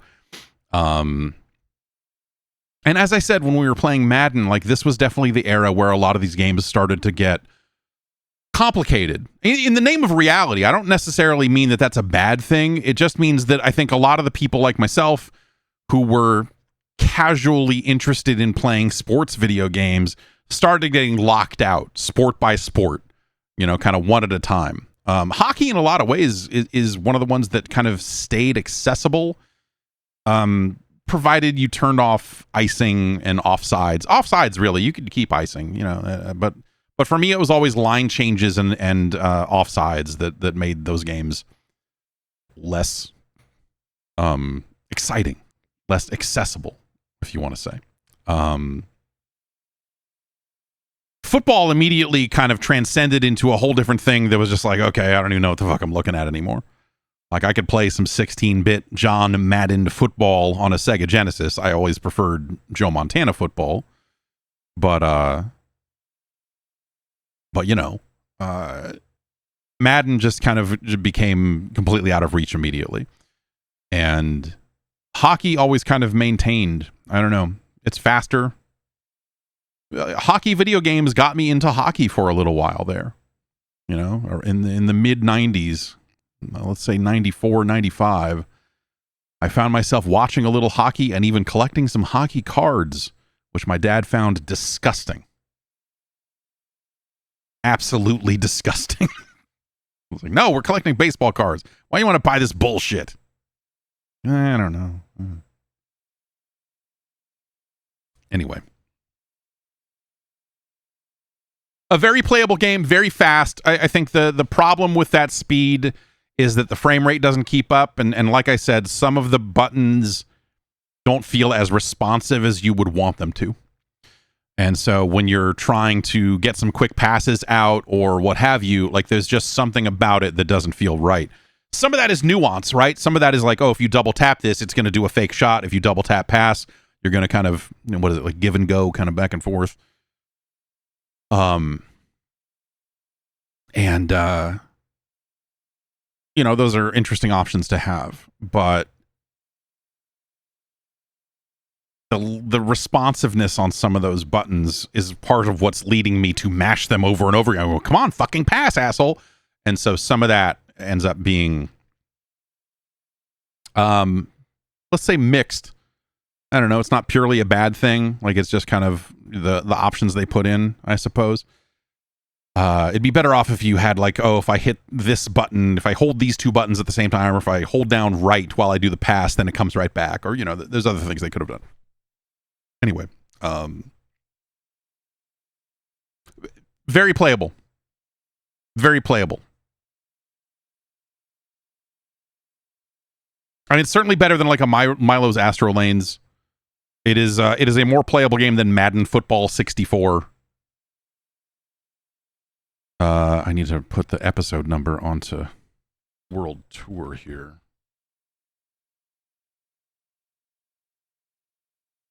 Make sure that doesn't get lost. Okay.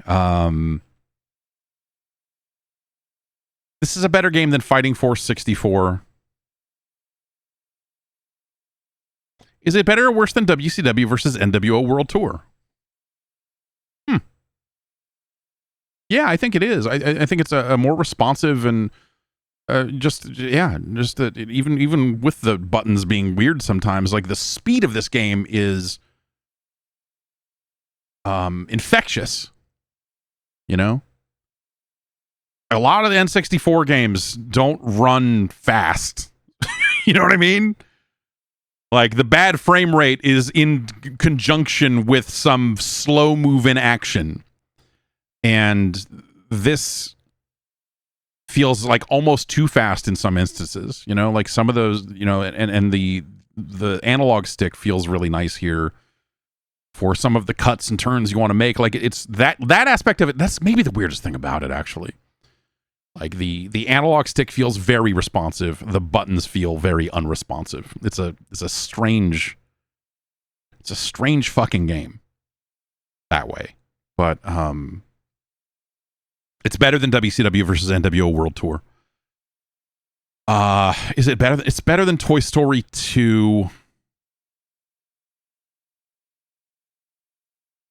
Is it better than Cruisin'?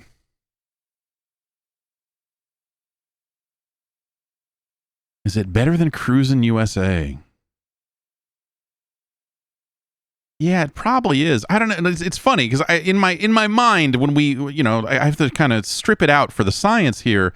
In my mind, Cruisin' USA is one of the more notable N64 games. That doesn't necessarily mean it's good, but if you asked me to name a guy N64 game edition, then Cruisin' USA is pretty high on that list of just like games I would rattle off the top of my head. Because it's one of the first games that I played on an N64, and you're just like, I don't know, the memory of that game being like, oh, it's came out in arcades, but that's the Ultra 64 hardware. Like it's notable for that stuff. But like the quality of that game is low. Cruisin' USA's bars is low. It's been number 5 on this list here for I guess not that long. But when we're all is said and done, I don't necessarily think that game's going to be all that high NHL Breakaway 98 is a better game than Cruisin' USA. I don't know if it's better. Is it better than Xena Warrior Princess, the Talisman of Fate? This is where we truly have to let the science speak, because I had a really good time with Xena Warrior Princess. It's surprising how dumb and fun that game is. And that's kind of cool. Like, it's got interesting, fun things going for it. And fun music. It's a silly, dumb, kind of 4-player fighting kind of thing. And that's cool. Again, I don't know. When all is said and done, it'll be really interesting to see where a game like Xena nets out, because I don't think Xena Warrior Princess is actually a good game, but I respect the hell out of it. And I don't know. Is Breakaway 98 better than Xena Warrior Princess, the Talisman of Fate? Yes, it is.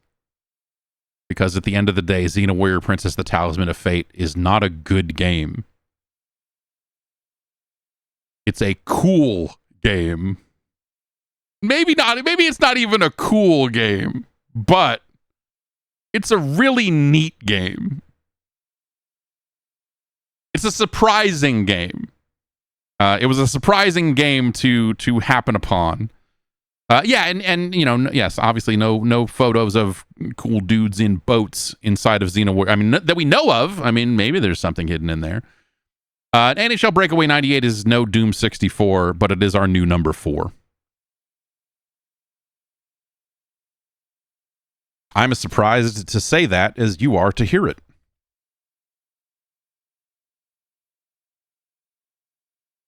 But you know what? That thing holds up pretty well. Who would have thought a late 90s hockey game? Actually, this is pretty fucking good. Let's move on. I don't know what this is going to be. Monotone Tim wanted to see this one. And I don't know what this is. This seems like a fake video game to me. Like, the name of this game, I look at it and I have no memory of it. Actually, you know what? I'm curious what the review for Breakaway said back in the day.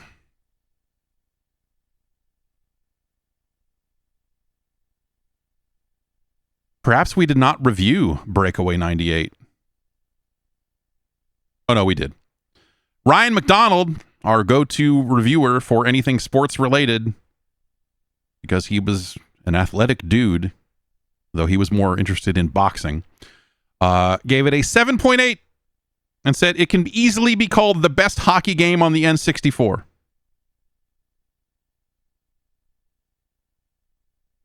There you have it. A lower sound score than all the other component scores, which I don't know that I agree with. I think the organ was pretty good for what it was. And that the menu music, real solid. Real solid. All right. Let's move on. Get on it. Yeah, it had that sample. It had the fucking...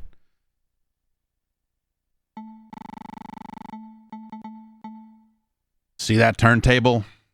Get on it. It's your turn. I believe is how that sample goes in its entirety.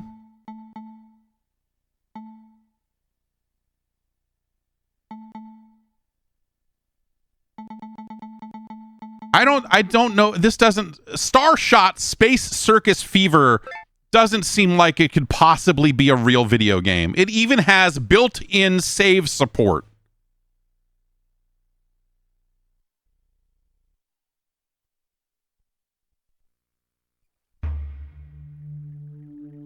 Infogram, huh? 98.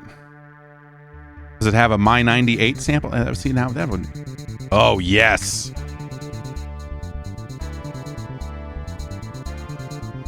Okay, the logo here is starting to look familiar. I feel like I've seen that before. Oh.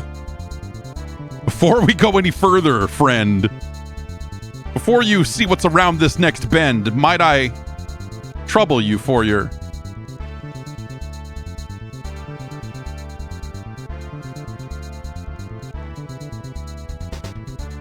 I like the pause before you get to see the next screen.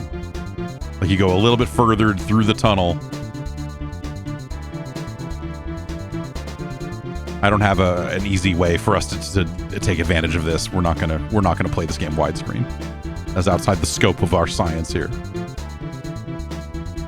All right, fire, jump, fly, talk, action, camera. 9 different buttons for camera. Move, reset. Hit both buttons to reset. Hold down Z. Jesus Christ. What am I looking at? What even is this game?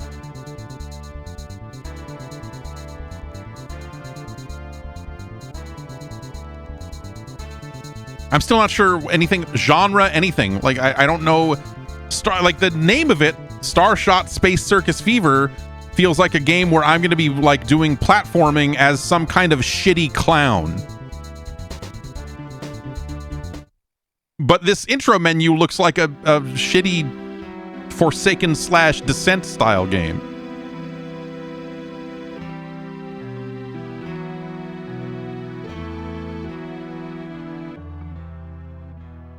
All right, we've got some kind of spherical spaceship. This is where they got the idea for Mario Galaxy, isn't it?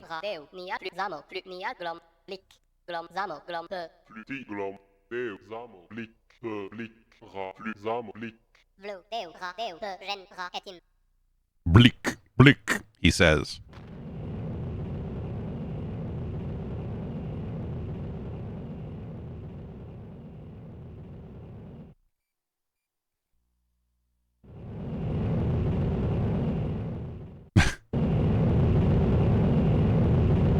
It's cartoon fun.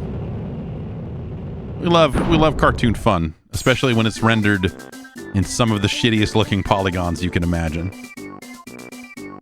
Oh man.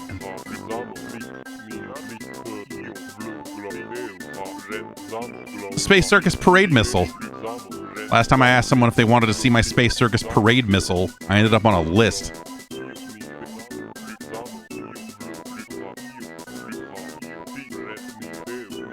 You have the privilege of entering our big top. We're the most incredible creatures in the universe. Be they solid, liquid, or gaseous, are gathered. I want to see a gas.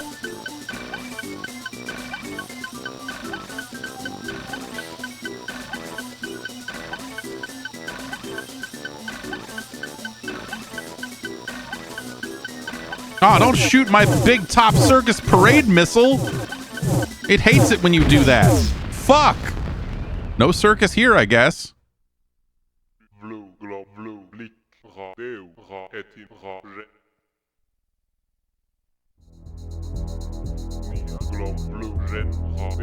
I'm broken. I've got no money. I never had any money. Man, he's spiraling.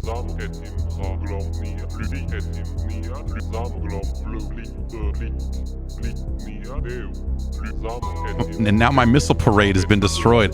There's a lot of language. Oh, and that's it. That's it. There you go. And that's all the exposition you needed. Select this robot for a reminder of the mission to be carried out. Select this robot to acquire information about the planet. Select this character to go to the planet. Okay, he doesn't count as a character. Select this robot to find out if there are mega fuel bonuses to take on the planet. You will need 100 mega fuel bonuses to go to certain planets.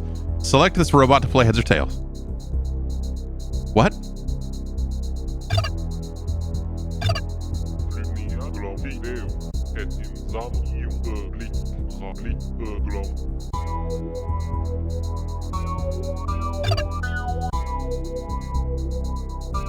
Okay.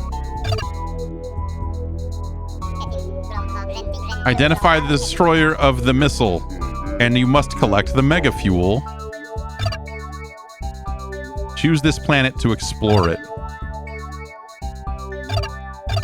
Choose this character to go to the planet. I want to acquire information about the planet, please. I'm sure this is all incredibly useful. Y'all keep saying bleak.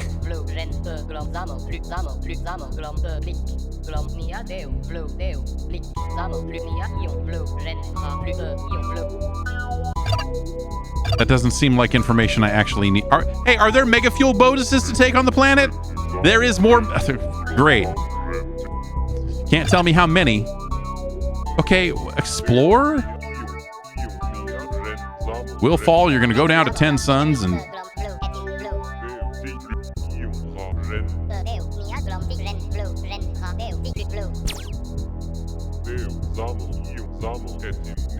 Oh, boy.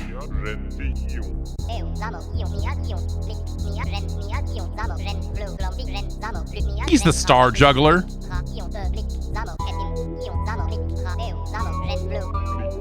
We should probably take the star juggler. Ah. Oh, I guess we're going. Okay. I thought I had to pick the other guy to go to the planet. Oh, no.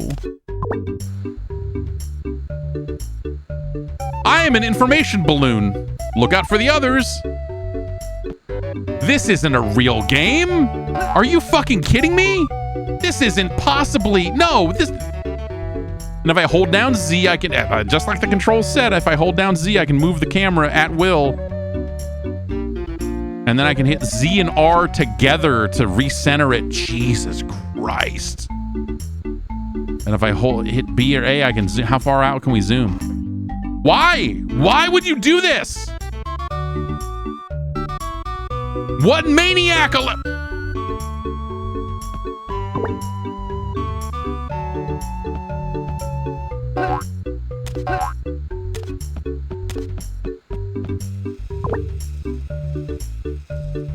Yeah, no, I figured that part out. The blue bonuses provide the shots.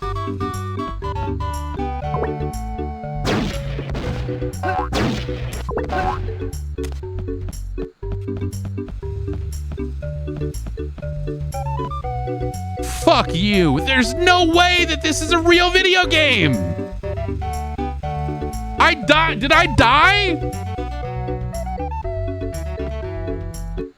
I feel like you could not make a more stereotypical fucking, like, look at this dog shit platformer.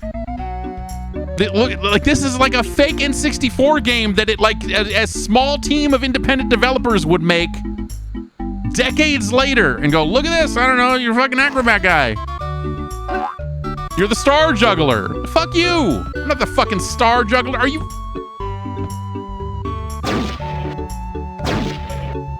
You've given me 3D fucking shit. There we go. You've given me the ability to shoot. Okay. All right. All right. Now I'm just getting fucked up. There is no targeting whatsoever. You just need to line that up in 3D. All right, well, I'm out of shots now. Can I jump on these heads? No. Ow.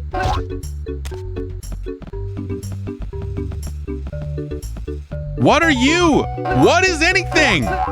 Dude, come on.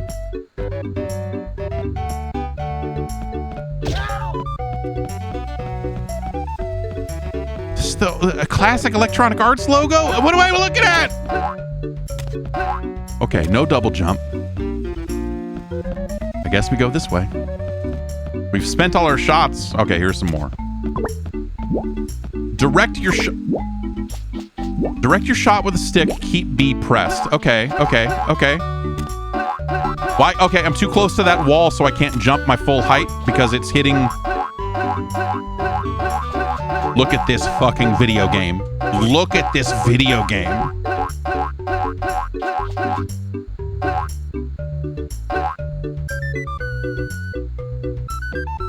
Okay, let's try, we have 8 shots here. Let's waste one doing what they said about holding down B. Nope, that doesn't work. It shot one, and now... Direct your shot with the stick, keep B pressed. Oh, okay, okay, I see. All right. so I can aim it after I shoot it. That's a choice. Oh, what the fuck? Can I just go drown?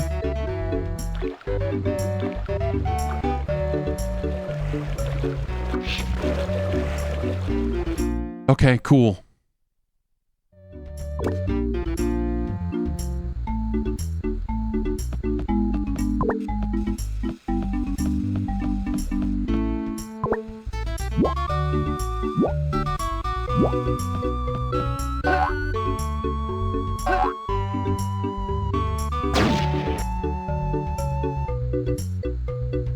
Okay, so it does not go forever, so you still have to try to hit something.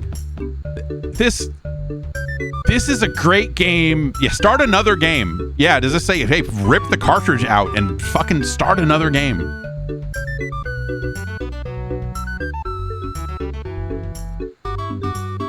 This is a really amazing... If ever you look at games from this era, or you look at what Nintendo did with platformers and the choices they made with Z targeting and some of the other stuff that they came up with around this era, and you think like, oh, you know, that's not a big deal or whatever. Look at this fucking thing. You know?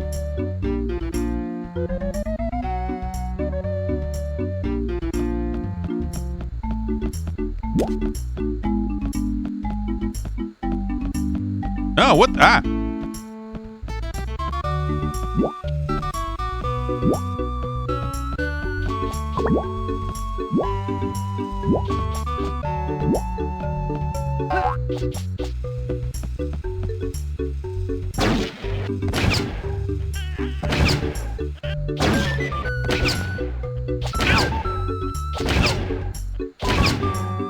Not killable?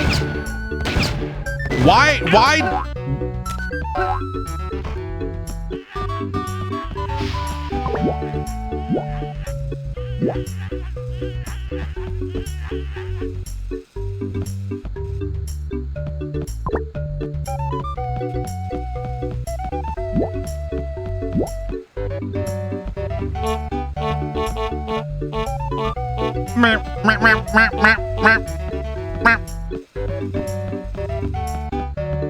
Info balloon. What's next?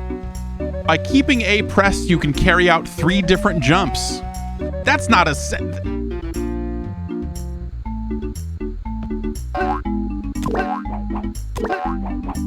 he does auto triple jump.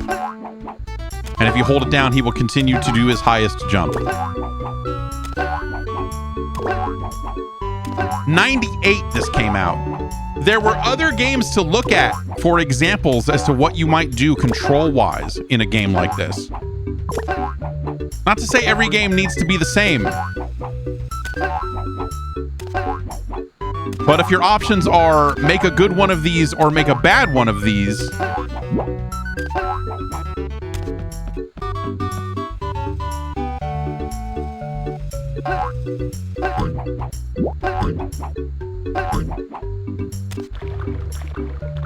can't jump when you're in the water.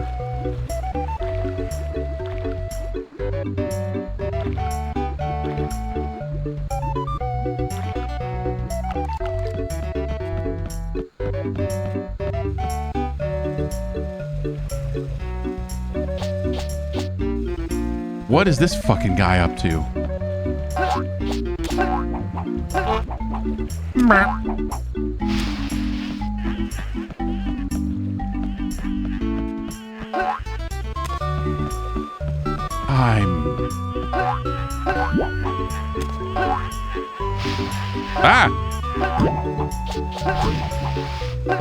We cannot do our high jumps while bouncing off of one of these things.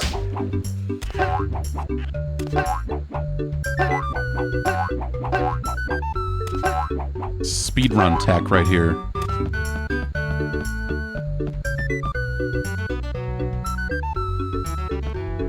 No, really, where am I now? Okay, well, fuck it. Let's find out. Let's go over here. I don't know. We're sequence breaking. No, we're just back over here. No, wait, where am... Okay, no, we're back over here. That's where that asshole was.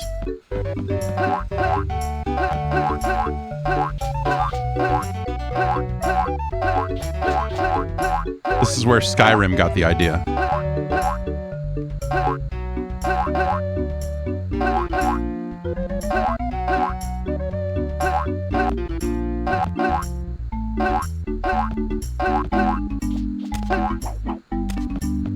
Let's hear this cool buzzer noise again.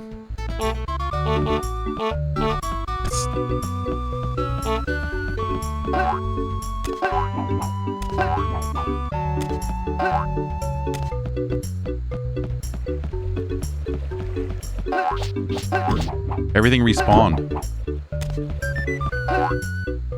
Good to know. Oh, we got more shit to collect. Okay, here's this mega fuel I've heard so much about. This is mega fuel bonuses for the Space Circus. Collect those that you find. You will need a lot to travel to a certain, very distant planet. Okay, so you don't get to get the true ending unless you get all of the mega fuels, I guess, huh? Okay, can you get out off the screen so I can...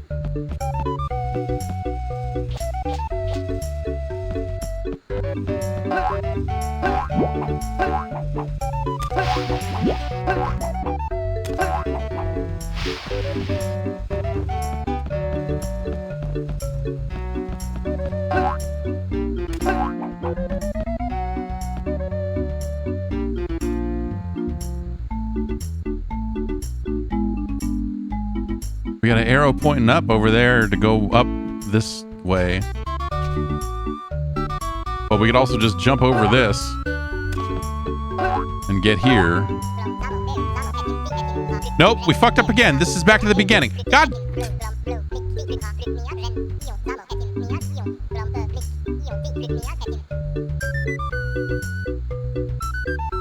Designed by fucking sadists!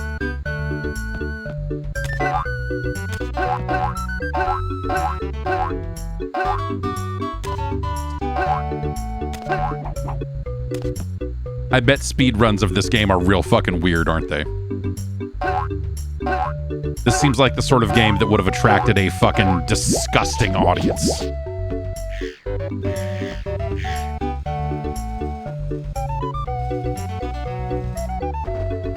Hey, what the? Hey, what are you doing?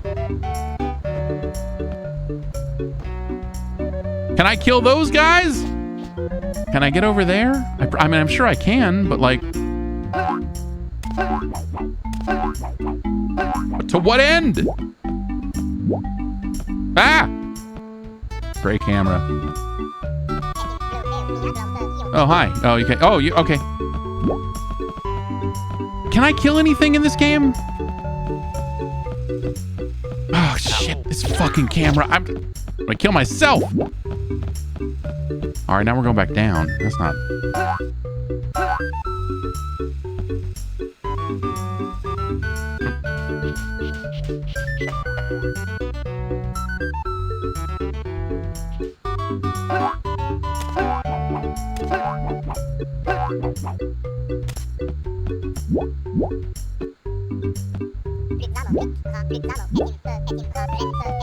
I feel like I hit that lady at the beginning with like 3 hits and it didn't kill her.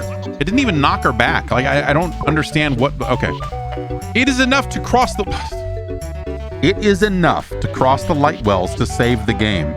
You can also climb back aboard Space Circus by staying in the light well and using R.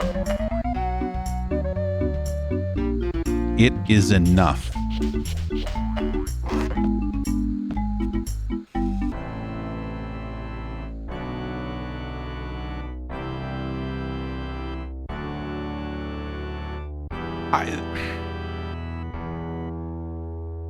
This game is everything I hoped it would be and then some. Wait, what? Okay. I didn't even step into... Wait! Hey! I didn't do any of the things the info balloon said. I did not hit the right... Okay, I guess we're back. Virtua Circus! Man, Sega should have fucking sued.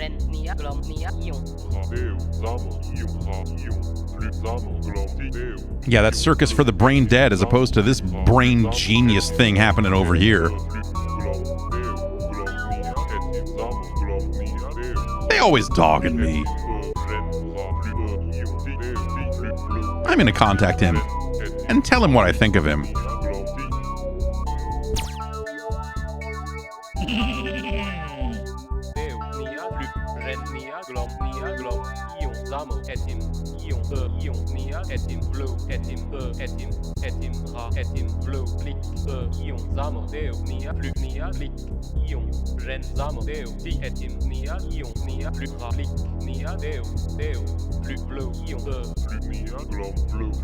You exploded my missile parade, you maniac.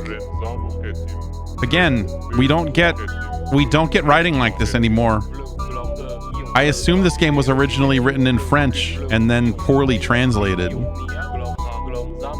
I mean, clearly it was poorly.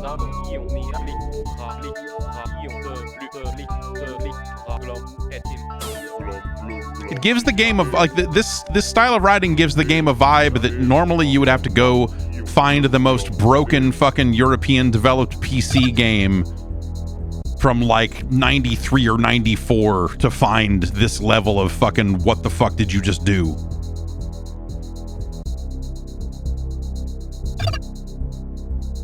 Are there mega fuel bonuses to take on the planet?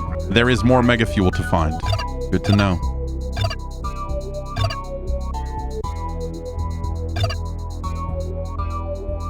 Well, now what do I do?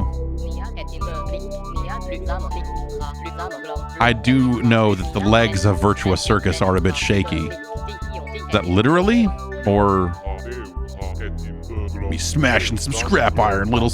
No, but I... What? It's really good. Let's go to the planet.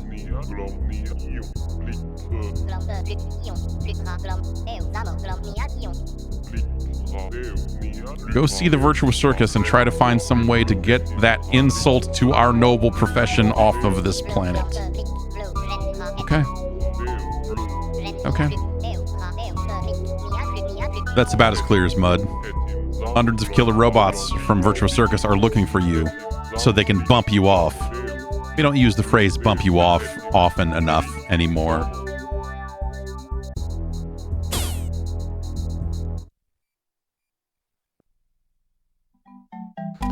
Okay, at least it put me back here.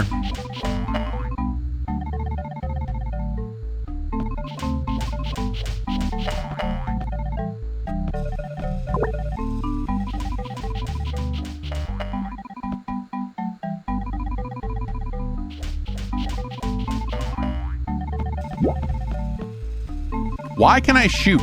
It doesn't feel like anything...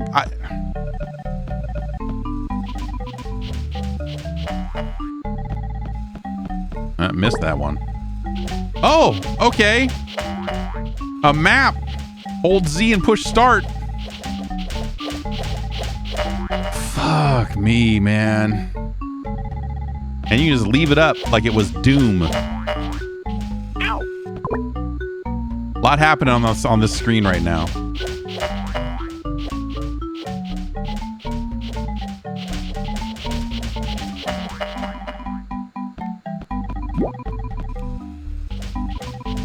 Checkpoint.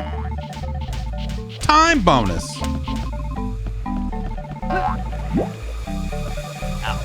What? Hey, what? The fuck is going on?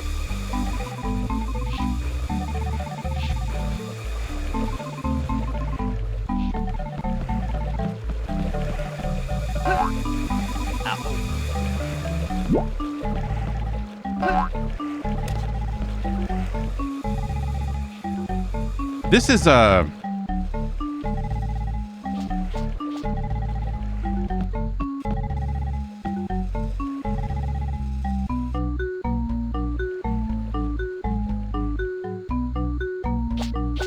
Okay, so it looks like if I go down there, I can get back up. We should probably get these lives here. No?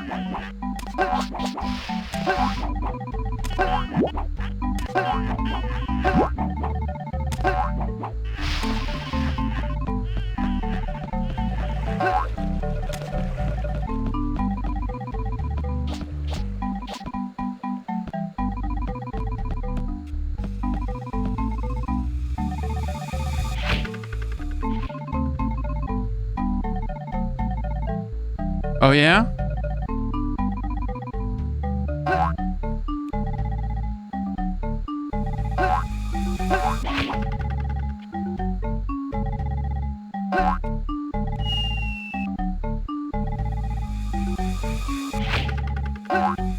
Ah! Ah!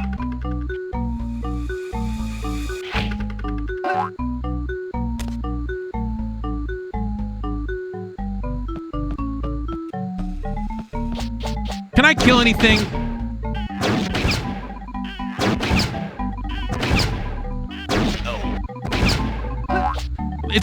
It seriously looks like the answer is no.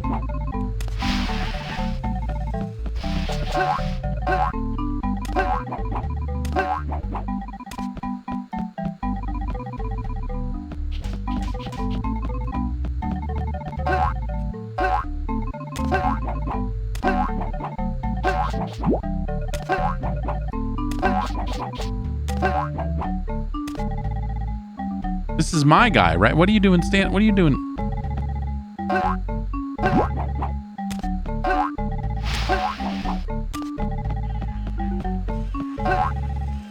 This, you can't.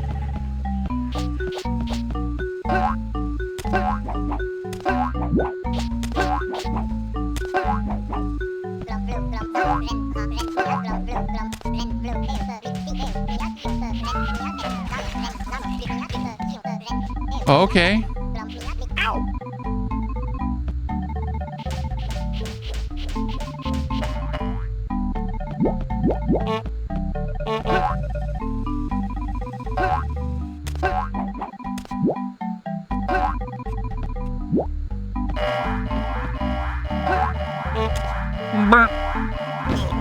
What was that? Hey, I killed something. Look at that.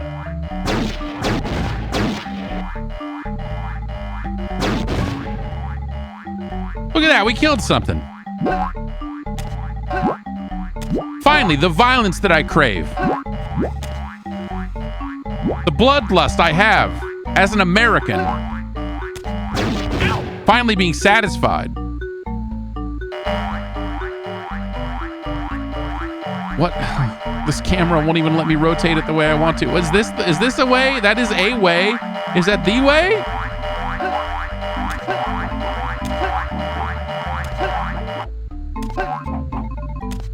Amazing draw distance.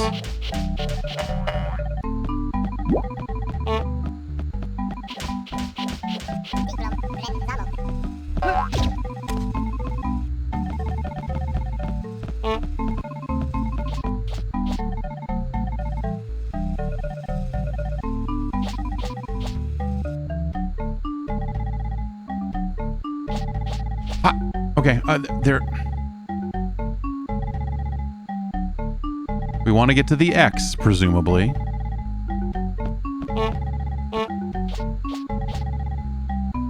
So it seems like if we stay on this road and go all the way around, there'll be some platforms or something over there that maybe we can take to get across that spot all the way on the right.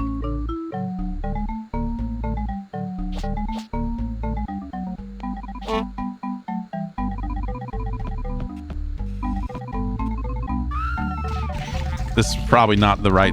That was probably a bad move on my part. Oh, maybe not. No.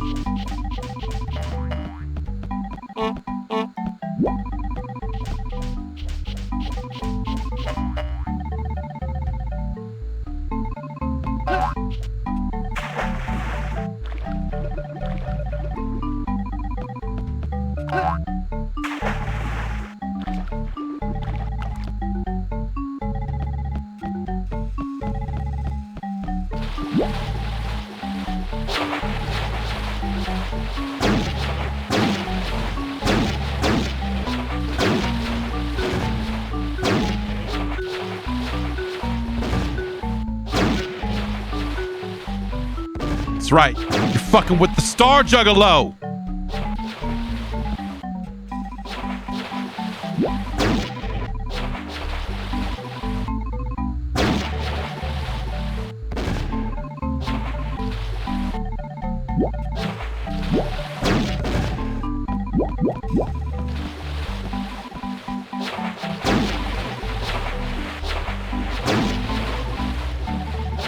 I love, like, the shots, you cannot aim your shots vertically, but because I'm on like a decline here, the shots are not going to hit any of this shit.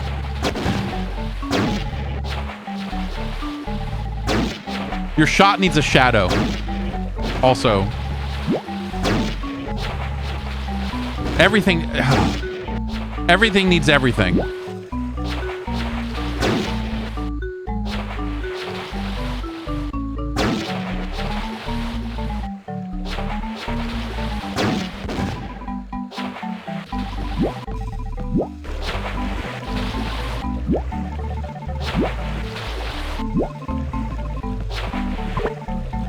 The yellow bonuses give you flying time. Word?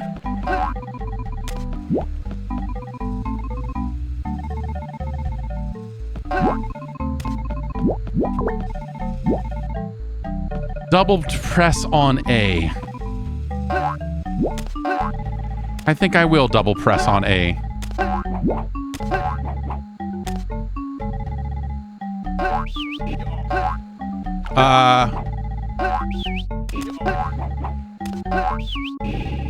Okay, and then let go. Oh, fuck you. Only 17 seconds left.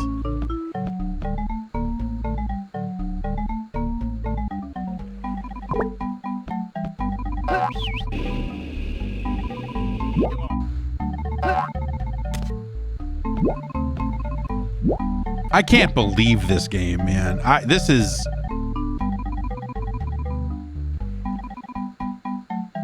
like, it's not good. Like, this is bad in most of the ways a game can be bad of this era. As a game I had barely ever heard of, let alone knew it existed or anything like this, it is mildly fascinating. But this is like a special blend of just straight dog shit in a way that I can absolutely get behind, man. Fuck this game. Like, every choice they made about... okay, we can go up.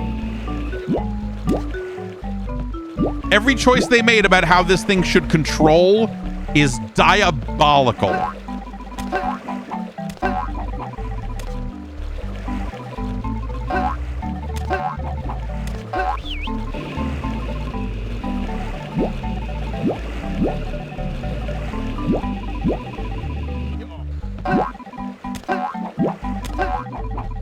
Like, literally every decision they could have made about camera control or anything, whether they were decisions or like, hey, this is the best we can do, like, I don't know. Who am I to say? But holy smokes, man. Everything going on here. No, what the fuck? Yeah, oh my god. Just can't get out of that water. That one's too steep, I guess.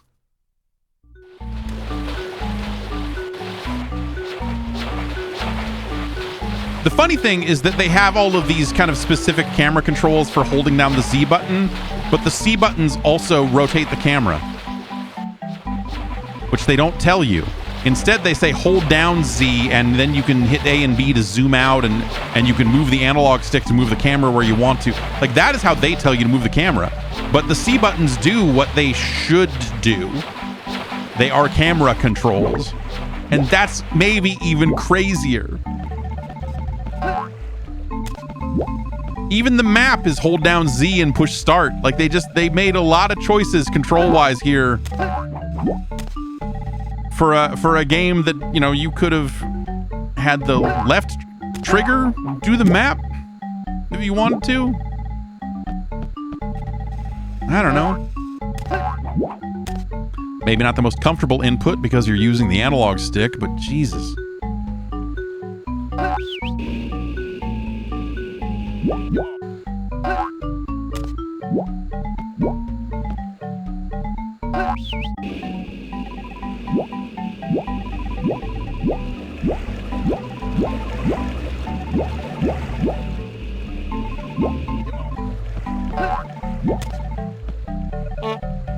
Burp.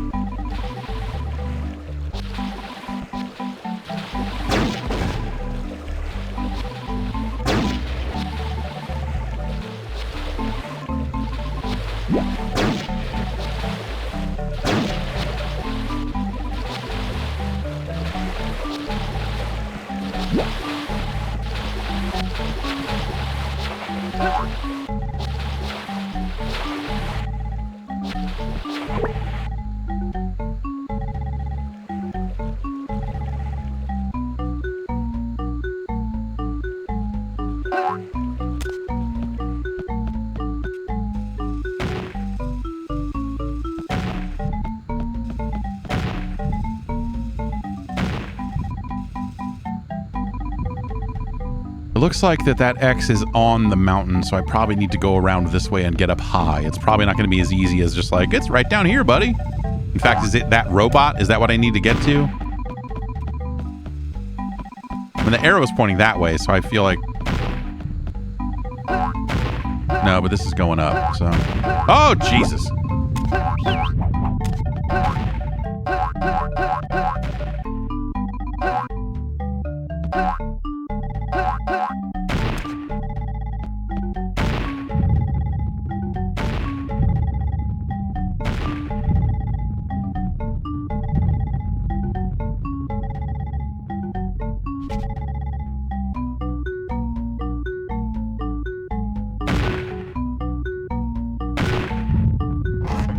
Oh, yeah?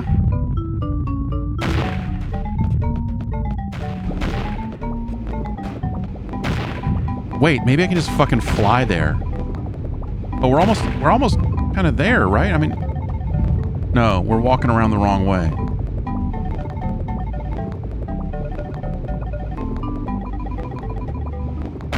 No, control the camera, you piece of...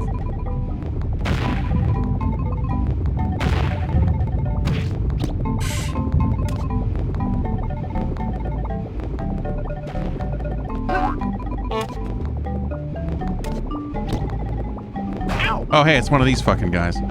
Oh, the camera. Stop.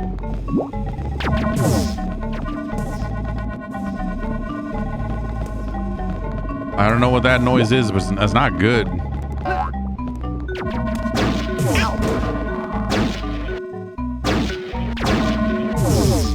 Fuck off. Are you kidding?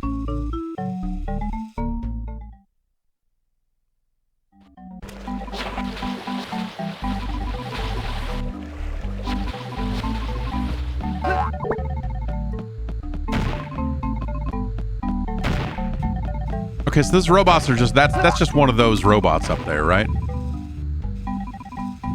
No, I can't, I'm not allowed to see it. Yeah, that's just one of those guys.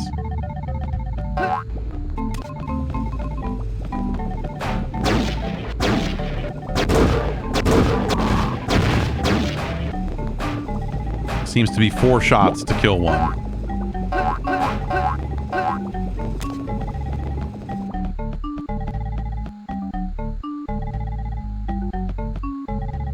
Now we're walking away from it.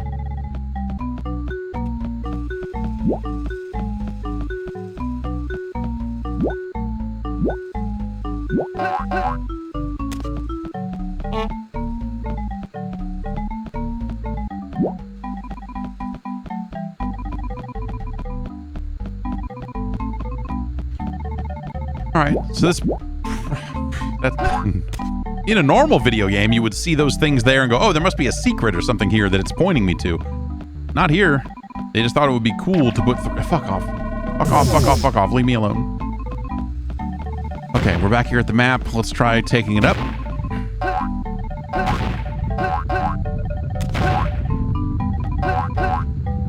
You shit!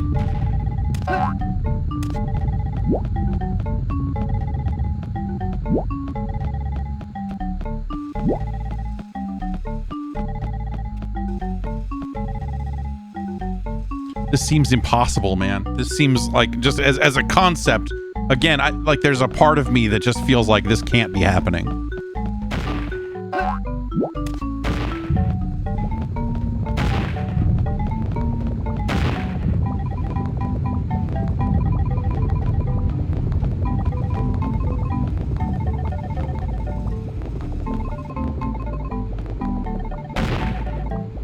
So it does seem like it's whatever these things are, is what it's pointing me to.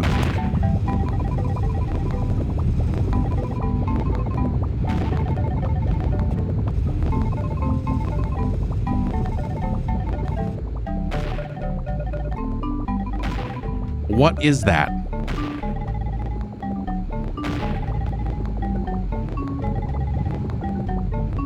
Okay, here, there. There's some kind of thing under here.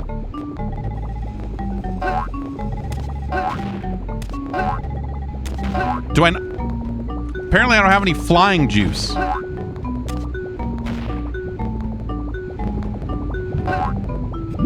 Okay.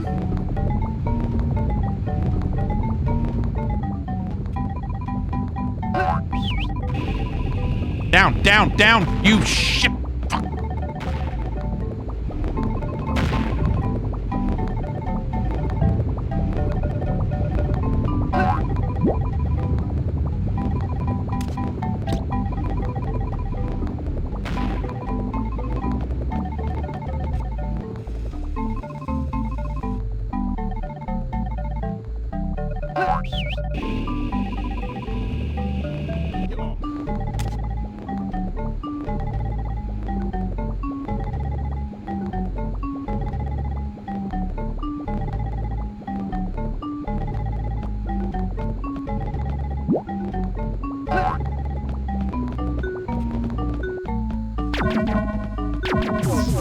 I had a full 40 seconds of flight, and then I died, and now I have 0.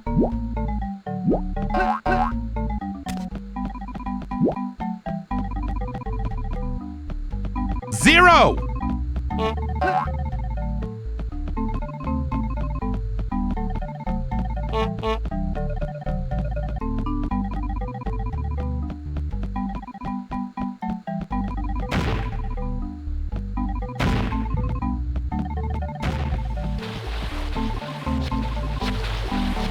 Can I go back this way and get some?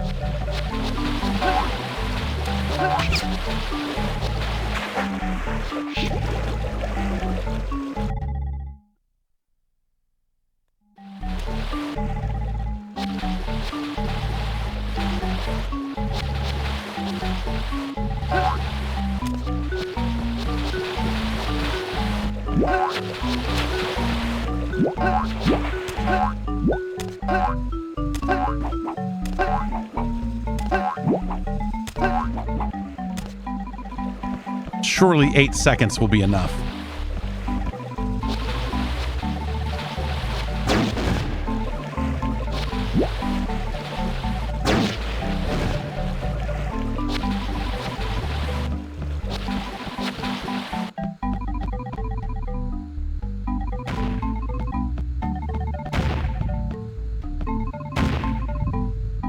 It's that up there. He's standing on it. So let's... Okay. No, we're going to do this. We're going to go around and we're going to stand on those stupid horns or whatever the fuck those things are. And we're going to do it from there.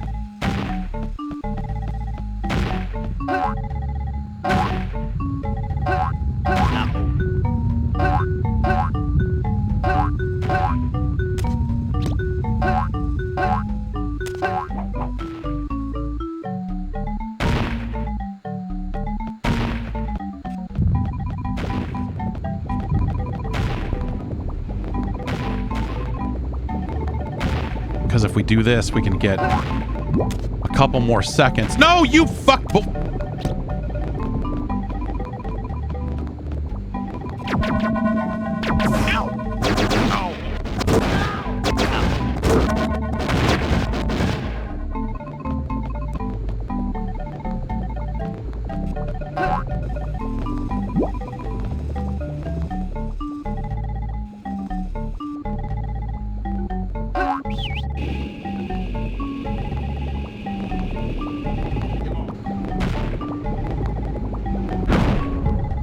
Okay, it took over and it did that for me.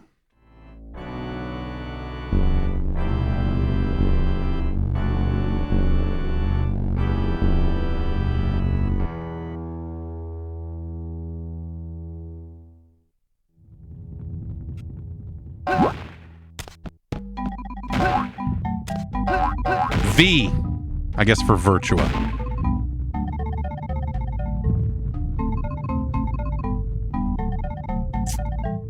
Now go to Virtua Circus and destroy its landing gear.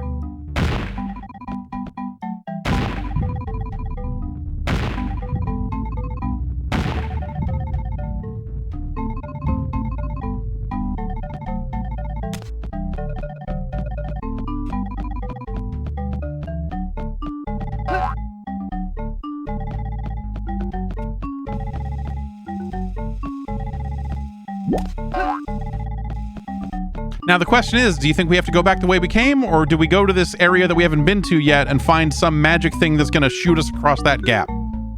I'm tempted to say that there's got to be something there to shoot us across that gap, right? Like, clearly. But also, this game was made in an era before developers thought of things like that sometimes and just said, fuck it, man, backtrack.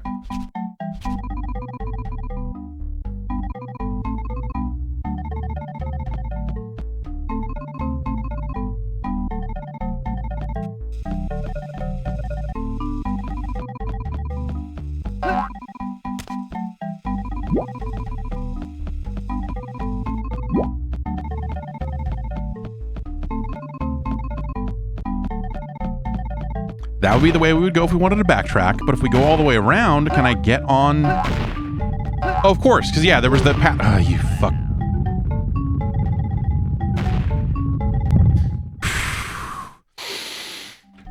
It's fine. It's fine. This is fine. We're right here anyway. We're right here. This is where we were.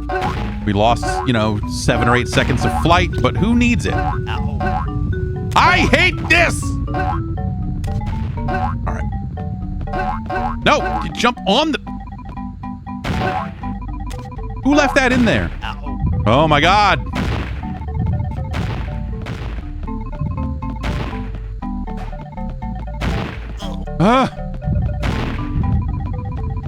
No real way to see it coming.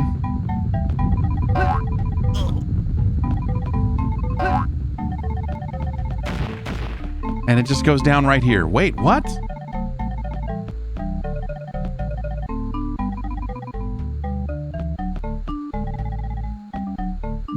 I wonder if I can shoot those big rocks.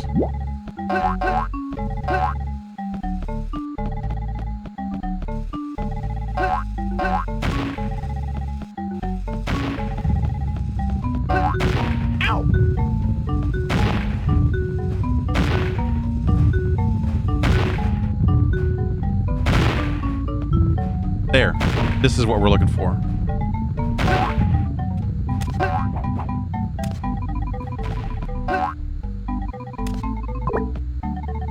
I remind you of your mission. You must find a way of getting... Yeah.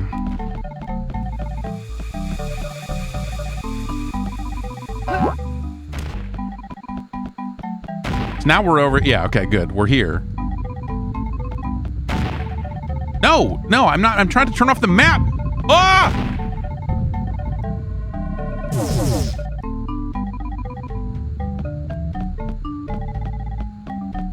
Let's have the map be you hitting a button and the start button. What's the worst that could happen?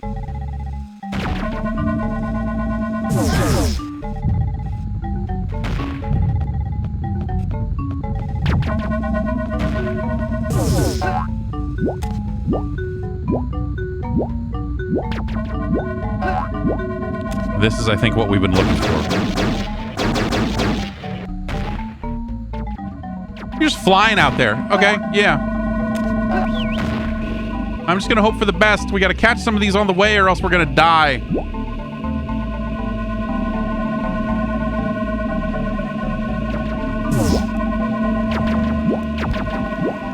Oh yeah?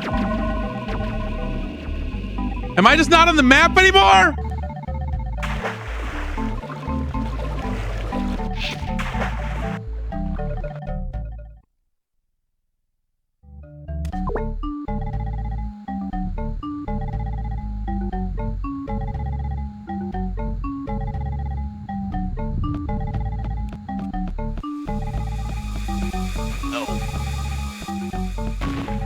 What even was that?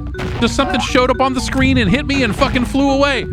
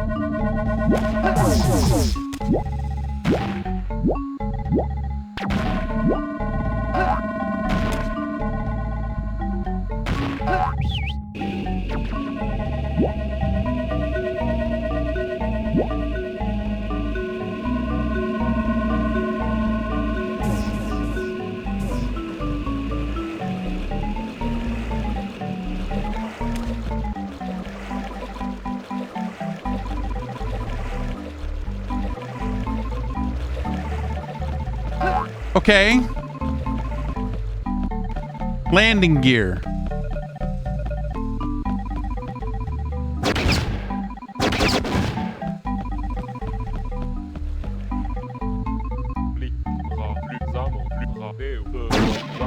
I want to see this show. I heard it was good.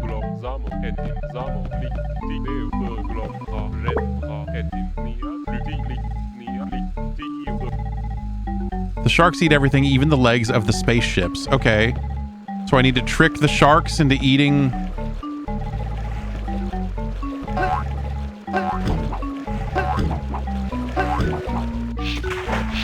Okay. So that's what we need to do. We need to bounce on those things to get a shark to come over.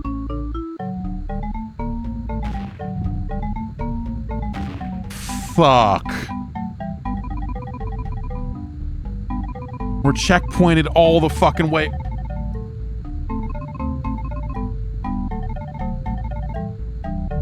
I didn't see a checkpoint over there. I'm sure there is one.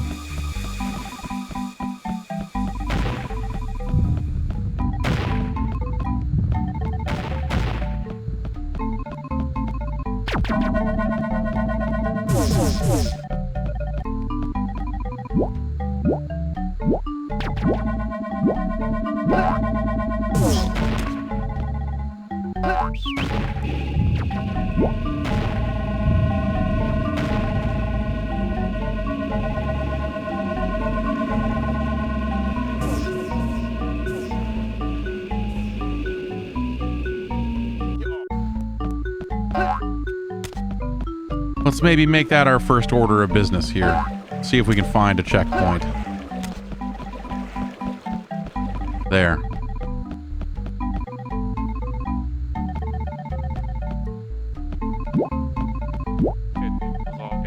Dude, this game is a crime. Like, this is...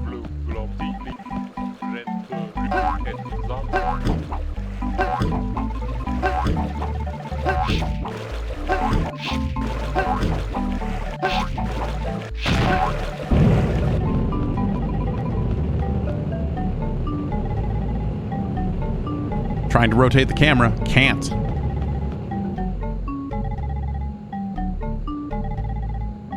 Just got to do that 3 more times.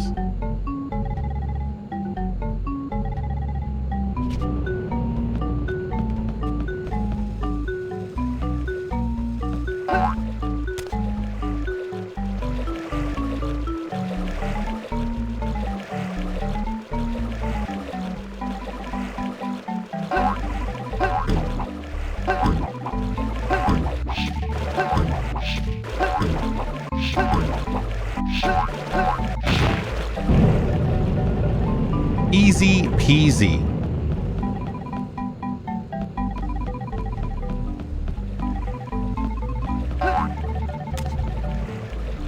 I wonder if I can re-checkpoint. Like, if anything goes wrong, do I get to keep that progress, or do I have to... It did not say checkpoint. I hate this game more than this is, I hate this. I hate this. This is...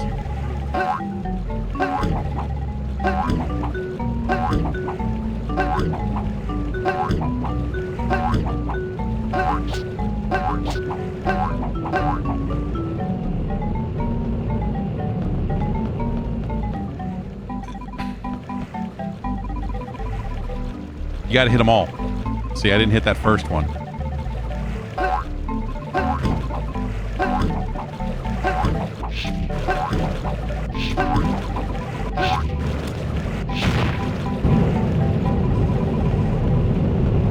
is a big breakthrough moment for us. If we can pull this off. This is like the game's chance to redeem its, you know, this is like, okay. We know this game's been absolute bullshit, but now you've completed a big objective, and now this game's gonna change up into something else.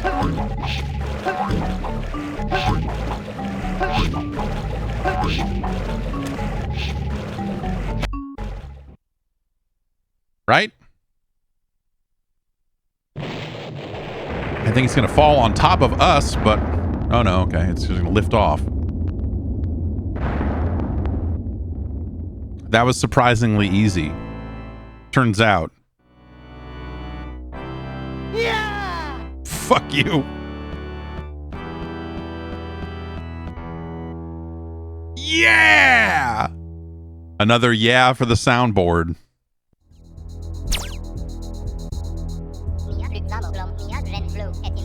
Star Cash is that guy's name, by the way.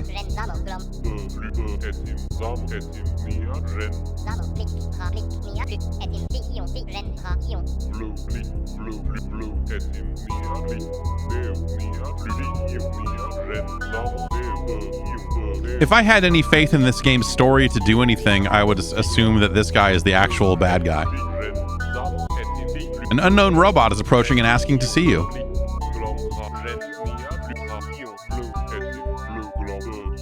I let him in. All the robots we've seen so far have been hella cool, so...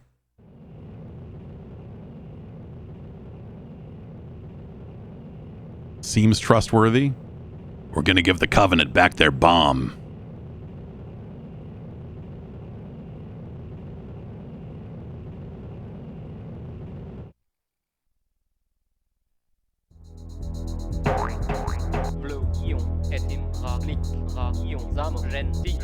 Oh. 3 million Omnidollars. 10 days. It literally is a bomb. The banks do this now. I don't know if you know that, but this is how they operate. They just, you know, not in space, but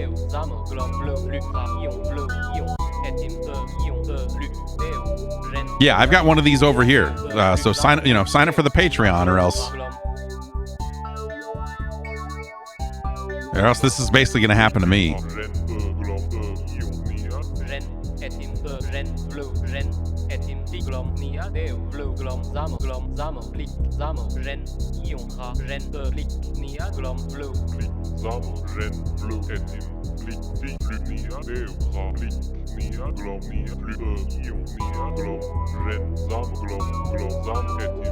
Yeah, I guess the only way for us to run a legitimate business is for us to murder the other circus completely, right? Once we kill all of them, then you'll be able to earn that many Omnidollars, right? Fill all the seats. Oh, yeah. Oh, yeah. Yeah, marketing genius over here. Maybe if you sold more tickets, you wouldn't be in so much debt, stupid. We gotta come up with some good acts. Some good shit. Not the Star Juggler. We need something cool. Like live sex shows.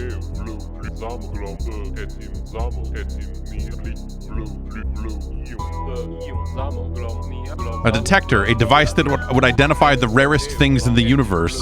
Naturally, yeah. Bulma's got one.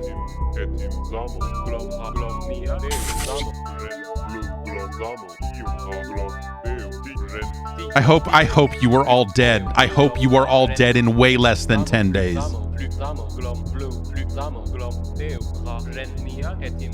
Killer Expo, the permanent trade fair for space weaponry.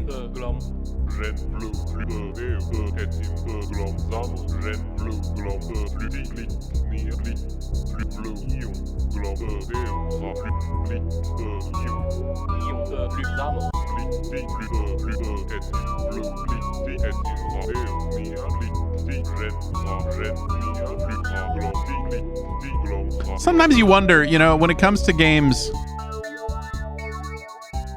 not necessarily from a development standpoint, but from a publishing one, What was it that someone saw in this project that made them say, yeah, we'll take it? Yeah, we want that. Yep, we're gonna, yes. We would love to publish this game.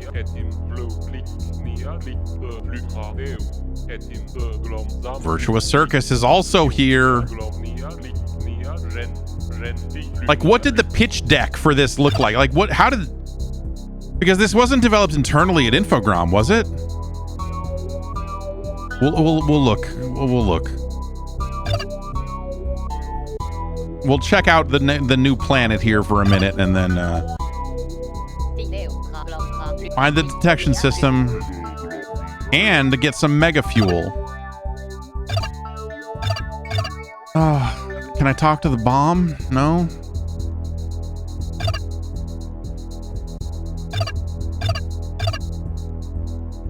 I just want to go. Blick, blub, blub, blick, blick, blick, blick, blick, blick. Biglom, biglom, blick, blick, blick.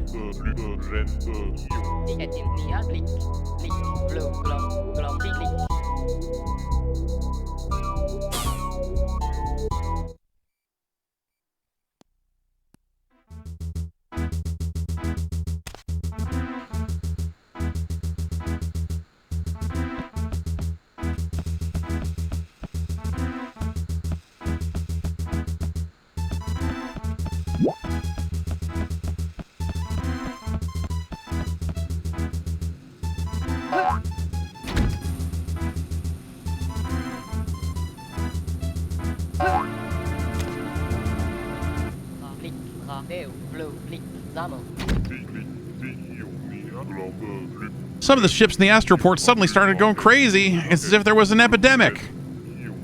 Okay.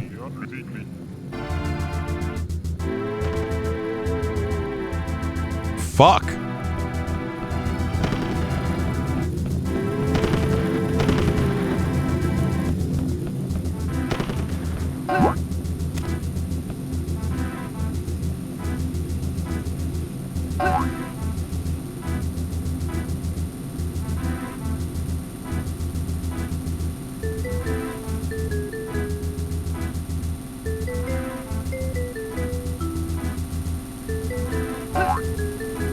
The jumping in this feels so bad. To have platforms like this in this game is just irresponsible.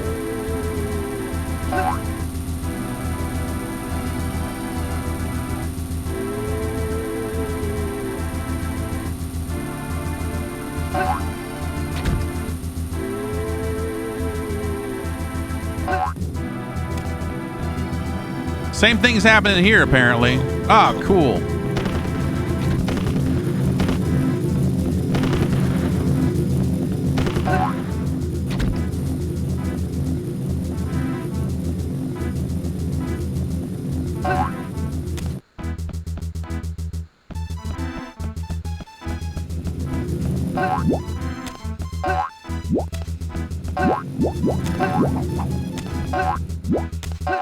Let's put them slightly off the ground so that you have to have fun collecting them. Instead of just running through them, let's make it so you have to jump over and over again. That'll be a cool thing to do in this game where the jumping and perspective is also well done. Here as well. You want to hear the weird buzzer noise? You have to jump for it, dipshit.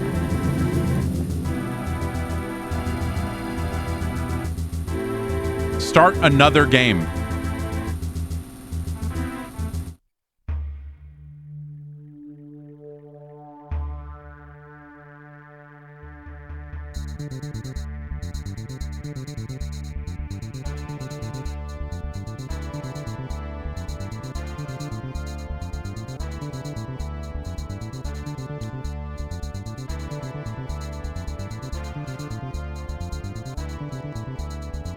That's Starshot.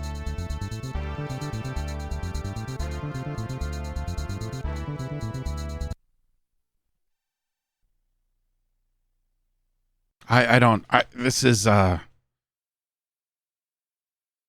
did GameSpot review this? Nelson Tarouk reviewed this. Nelson was writing for us freelance. Nelson had, I believe Nelson was at some of the Ziff magazines. 5.6, for every thrill it offers in innovative gameplay, it stinks up the fun with graphics and control glitches.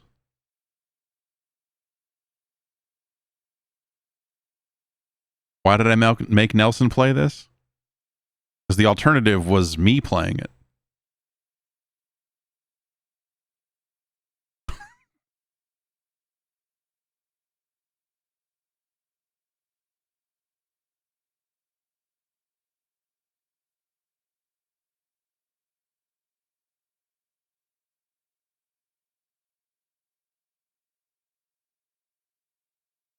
Overall, folks who take Starshot for a trial run will fall into one of two camps. Patient, puzzle-oriented gamers will accept the game's camera and control flaws and forge ahead just to experience the many gameplay innovations this game offers. Impatient, Twitch-oriented gamers will complain it doesn't control as well as Mario or Banjo-Kazooie, then trash it after getting stuck on the first truly hard puzzle. If you're like this reviewer and fall into the former camp, then the Circus Fun Starshot is worth checking out. Just be prepared for a little elephant-scented doo-doo along the way. That feels like a really weird justification. Like you're basically telling me this game is shit. Hey, if you're patient with this thing, there's some stuff in here. But also it sucks. Despite its kid-like cutesy graphics, this game's littered with surprisingly challenging puzzles. First off, not all enemies can be killed, so brute force isn't always the answer. That's not exciting. In those cases, a player must usually lead one enemy to destroy other enemies, such as a shark to robots guarding a force field. Yep. The game also has puzzles that are almost like mini-games, such as one in which you must attract homing missiles so they hit living targets, or another where you kill forces on one side in a model war game to help get from the other side to pass the level. The examples go on, and the game's rating benefits from this collection of puzzles. As far as the storyline goes, this game gets a thumbs up for its spunk and personality. All the characters seem to have smart mouths, which gives the game a rather offbeat, tongue-in-cheek feel to it. A refreshing change of pace from the always-on Prozac characters found in other kiddie platformers. I love the idea of painting this game as like, this is a platformer for adults. It's not, this ain't some kid's game. Okay. Still got a 5 of some sort, by the way. Like, there's some positivity in that review, but make no mistake. It was not a game that scored especially well.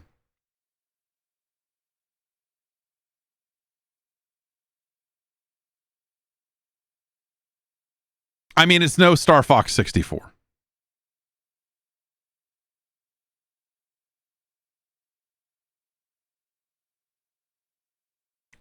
Forsaken 64 is a better game. Doom 64 is a better game. NHL Breakaway 98 is a better game. You would be better served with a copy of Xena Warrior Princess, The Talisman of Fate.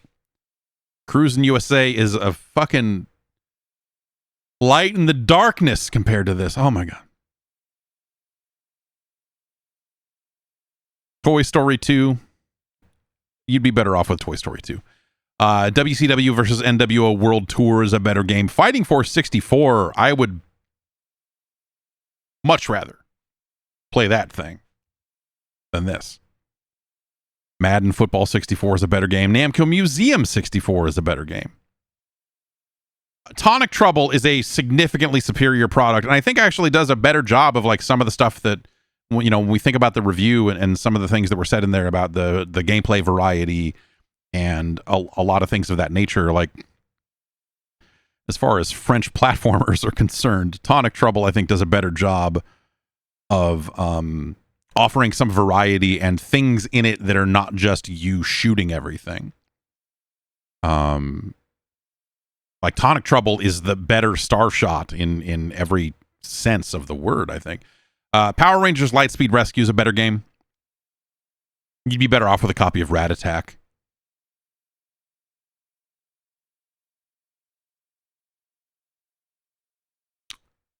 It's no Transformers Beast Wars Transmetals.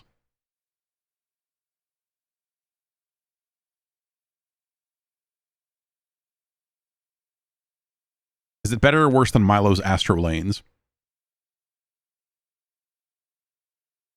Which I played some more of over the course of the last 7 days. I played it. So I was looking at the N64 core on the Mister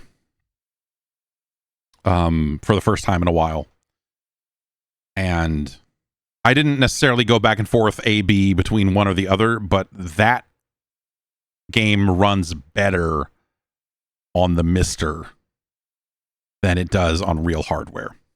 It made me glad that I had decided to play it on real hardware, because it kind of exposed some of the, like, okay, yeah, no, we're looking at the real thing here. Milo's Astro Lanes is a better game than Starshot Space Circus Fever, which I guess leads us to the final question. Is Starshot better or worse than Asteroids Hyper 64? Me personally, I would much rather play Asteroids Hyper 64. Now, there's things in Starshot that are interesting. There are things in Starshot that you look at and go like, an attempt was made, I guess you could say. The execution is incredibly poor. From the camera to just like the way they have things attacking you, to the sorts of things at your disposal, your tools that you have to work with. Like, it's got weird stuff in it, and that's interesting. But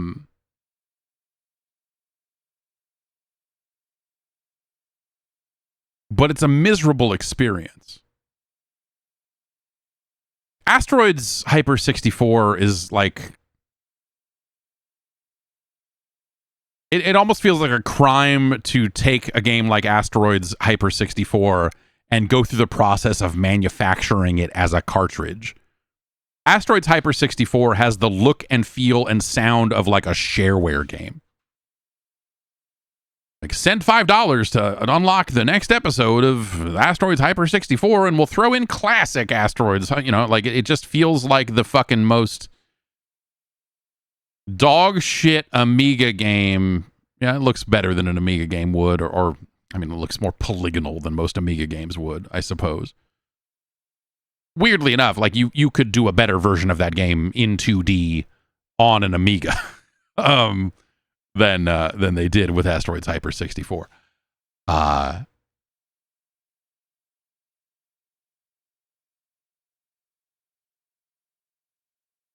It's close. Starshot is a better game than Asteroids Hyper 64, purely for the ambition. Like, there's something interesting about it. It is terrible. And I will never truly see what is interesting about it, for myself, with my own eyes, with my own hands. But when we think about the pantheon of platformers, and like, there's a lot of them, especially here, the 3D platformer. This is where it was invented. You tell Croc to get bent.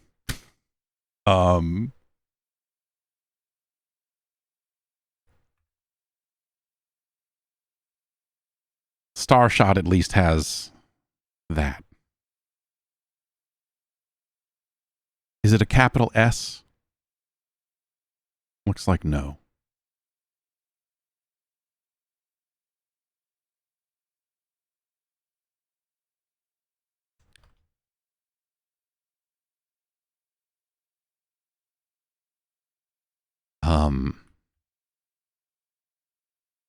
There you have it. Space Circus Fever. Catch it.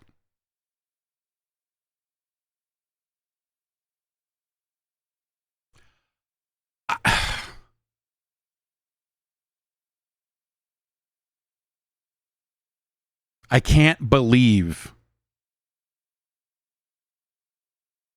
Starshot.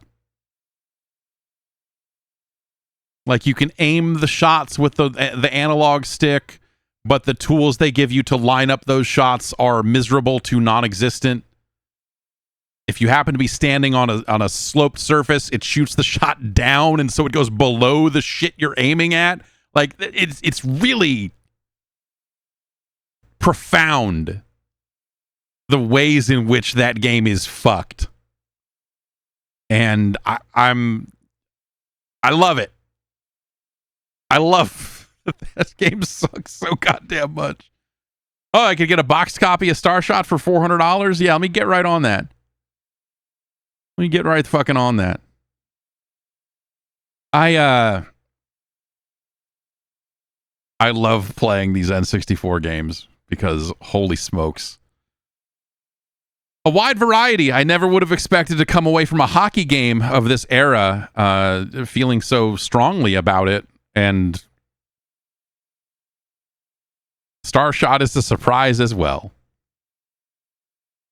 So, wow. Again, you can head over to letsago.science, LETSAGO. Like Mario says, you know. And you can get a look at the list there. And that's it for this week. We've got a lot of games on the list here. People have been suggesting a lot of games over at Jeff.Zone. Tim wants to see Tigger's Honey Hunt, which sounds, I don't know that I can stream that. I don't think they allow pornography on twitch.tv. Chris wants to see Big Mountain 2000, which sounds like another fake video game. Steven requested something called Turok, Dinosaur Hunter?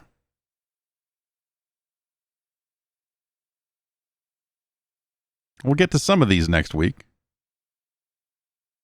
And we'll keep on trucking. I hope you do as well. Have a good weekend. I'll be back Tuesday with the podcast. Until then, I bet Starshot has retro achievements. It seems like the type of absolute dog shit that would. So, your work is cut out for you. Go enjoy that. Go enjoy that. And I will see you on Tuesday.